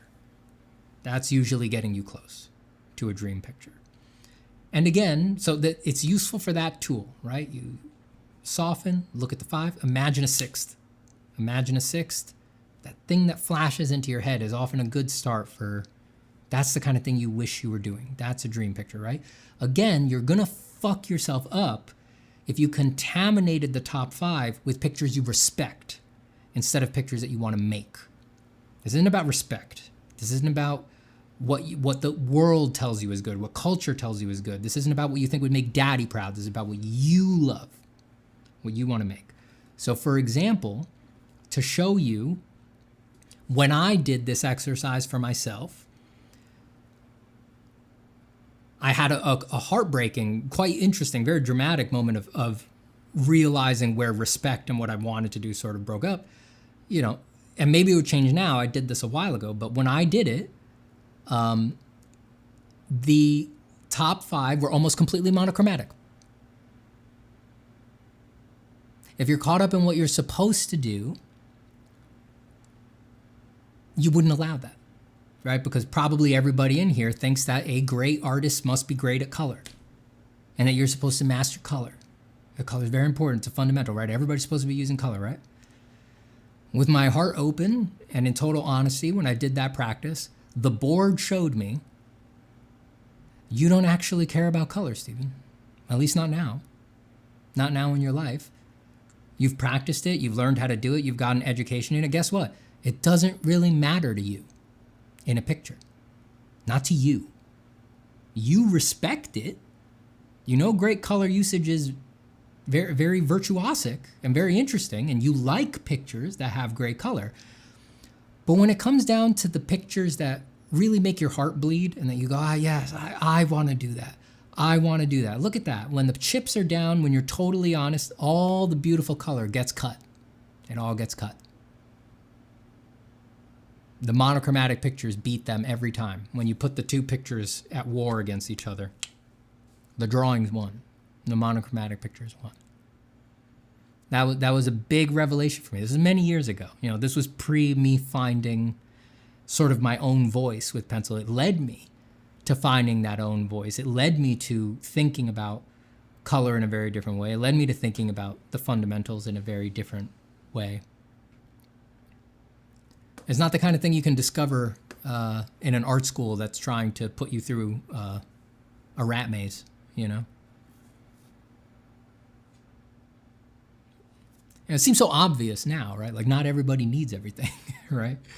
It's just, probably your favorite artists, you love them for a particular thing. You don't love them because they're great at everything, right? But for some reason you expect something different from yourself. Who knows why?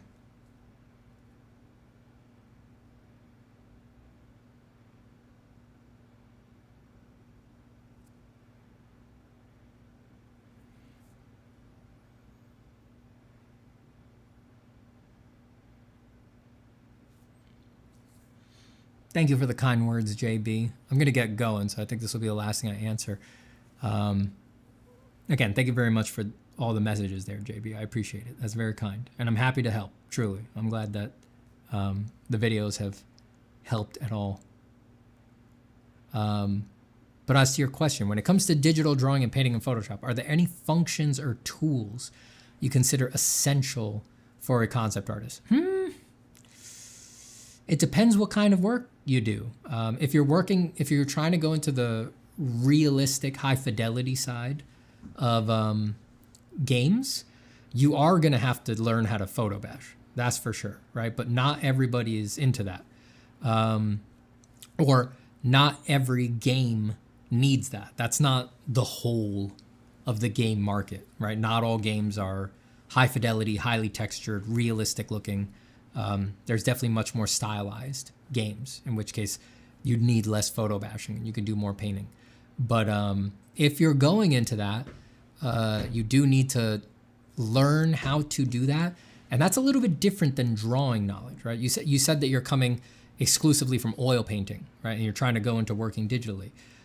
That's a different kind of a thing to learn. That's not drawing and painting stuff. That is really the more...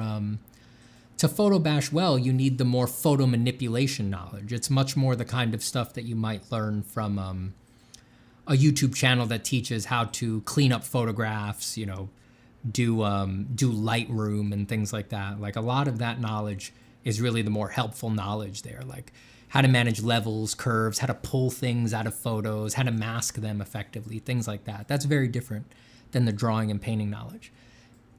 If it's not that, I actually don't think any of Photoshop is very much essential, because you can do concept work in just about any other program.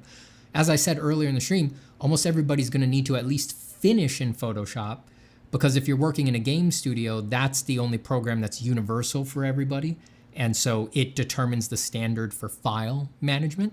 You're going to need to finish in there so that if you send it to someone else on the team, all the layers work, all the channels work, all the vectors work, all the paths work, all the blend modes work, all the layer styles work. That's the only way to guarantee that all those things work, if you set that all up in Photoshop.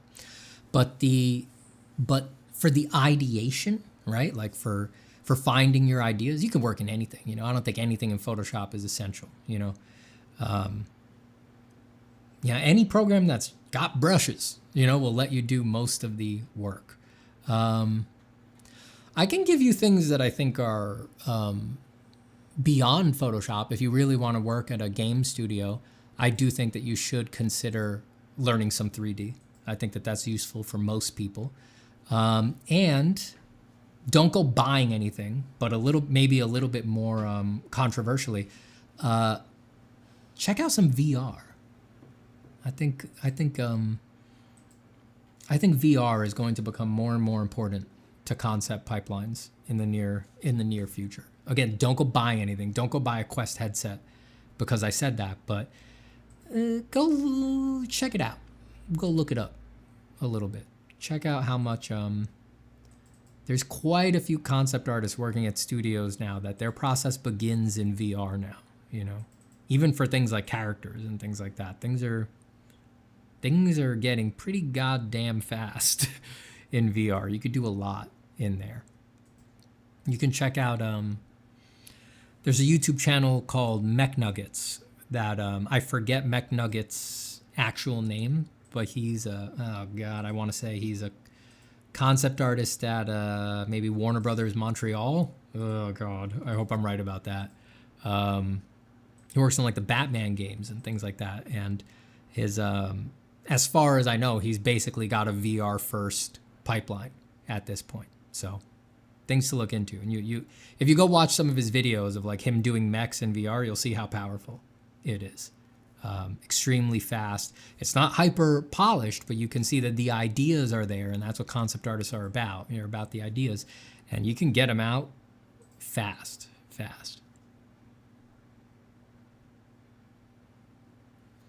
All right, everybody. I'm going to cut it. I got to go get ready. I want to say goodbye to JB, goodbye to Reynola Dominguez, goodbye to Triple Jazz, Mitchell Takes on Life, Baran, Sepni, JB, goodbye to Charlie, Joseph T, Scrasel, goodbye to Scrasel. Scrasel says, any quick general tips blending graphite and charcoal on paper? Ooh, like blending them together? I've never had success with that. Graphite and charcoal do not play nice because graphite's shiny and charcoal isn't. Goodbye to Cursed Fetus. Gabriel Z. Quinn, good to see you. Goodbye to Joseph T. Goodbye to Naka, Anirud, Ayub, Wufo, Farius, Blaze, Aki Kyokusei, DJ Charisma, Taco Force, and DSFF. I'm sure there's more of you, but I gotta go, so I'm gonna leave it there. Take care, everybody. Thank you to the patrons who have signed up since the last stream. If you're interested in supporting what we do here, you can go check out the Patreon, which is linked in the description. That'll get you to the Discord as well. And you could talk to, on the Discord, you'll find a lot of the people who are on the stream right now. If you like talking to them here, you can chat with them on Discord as well. All right, everybody. I'm going to run. Take care. Thanks for hanging out, and I will see you soon.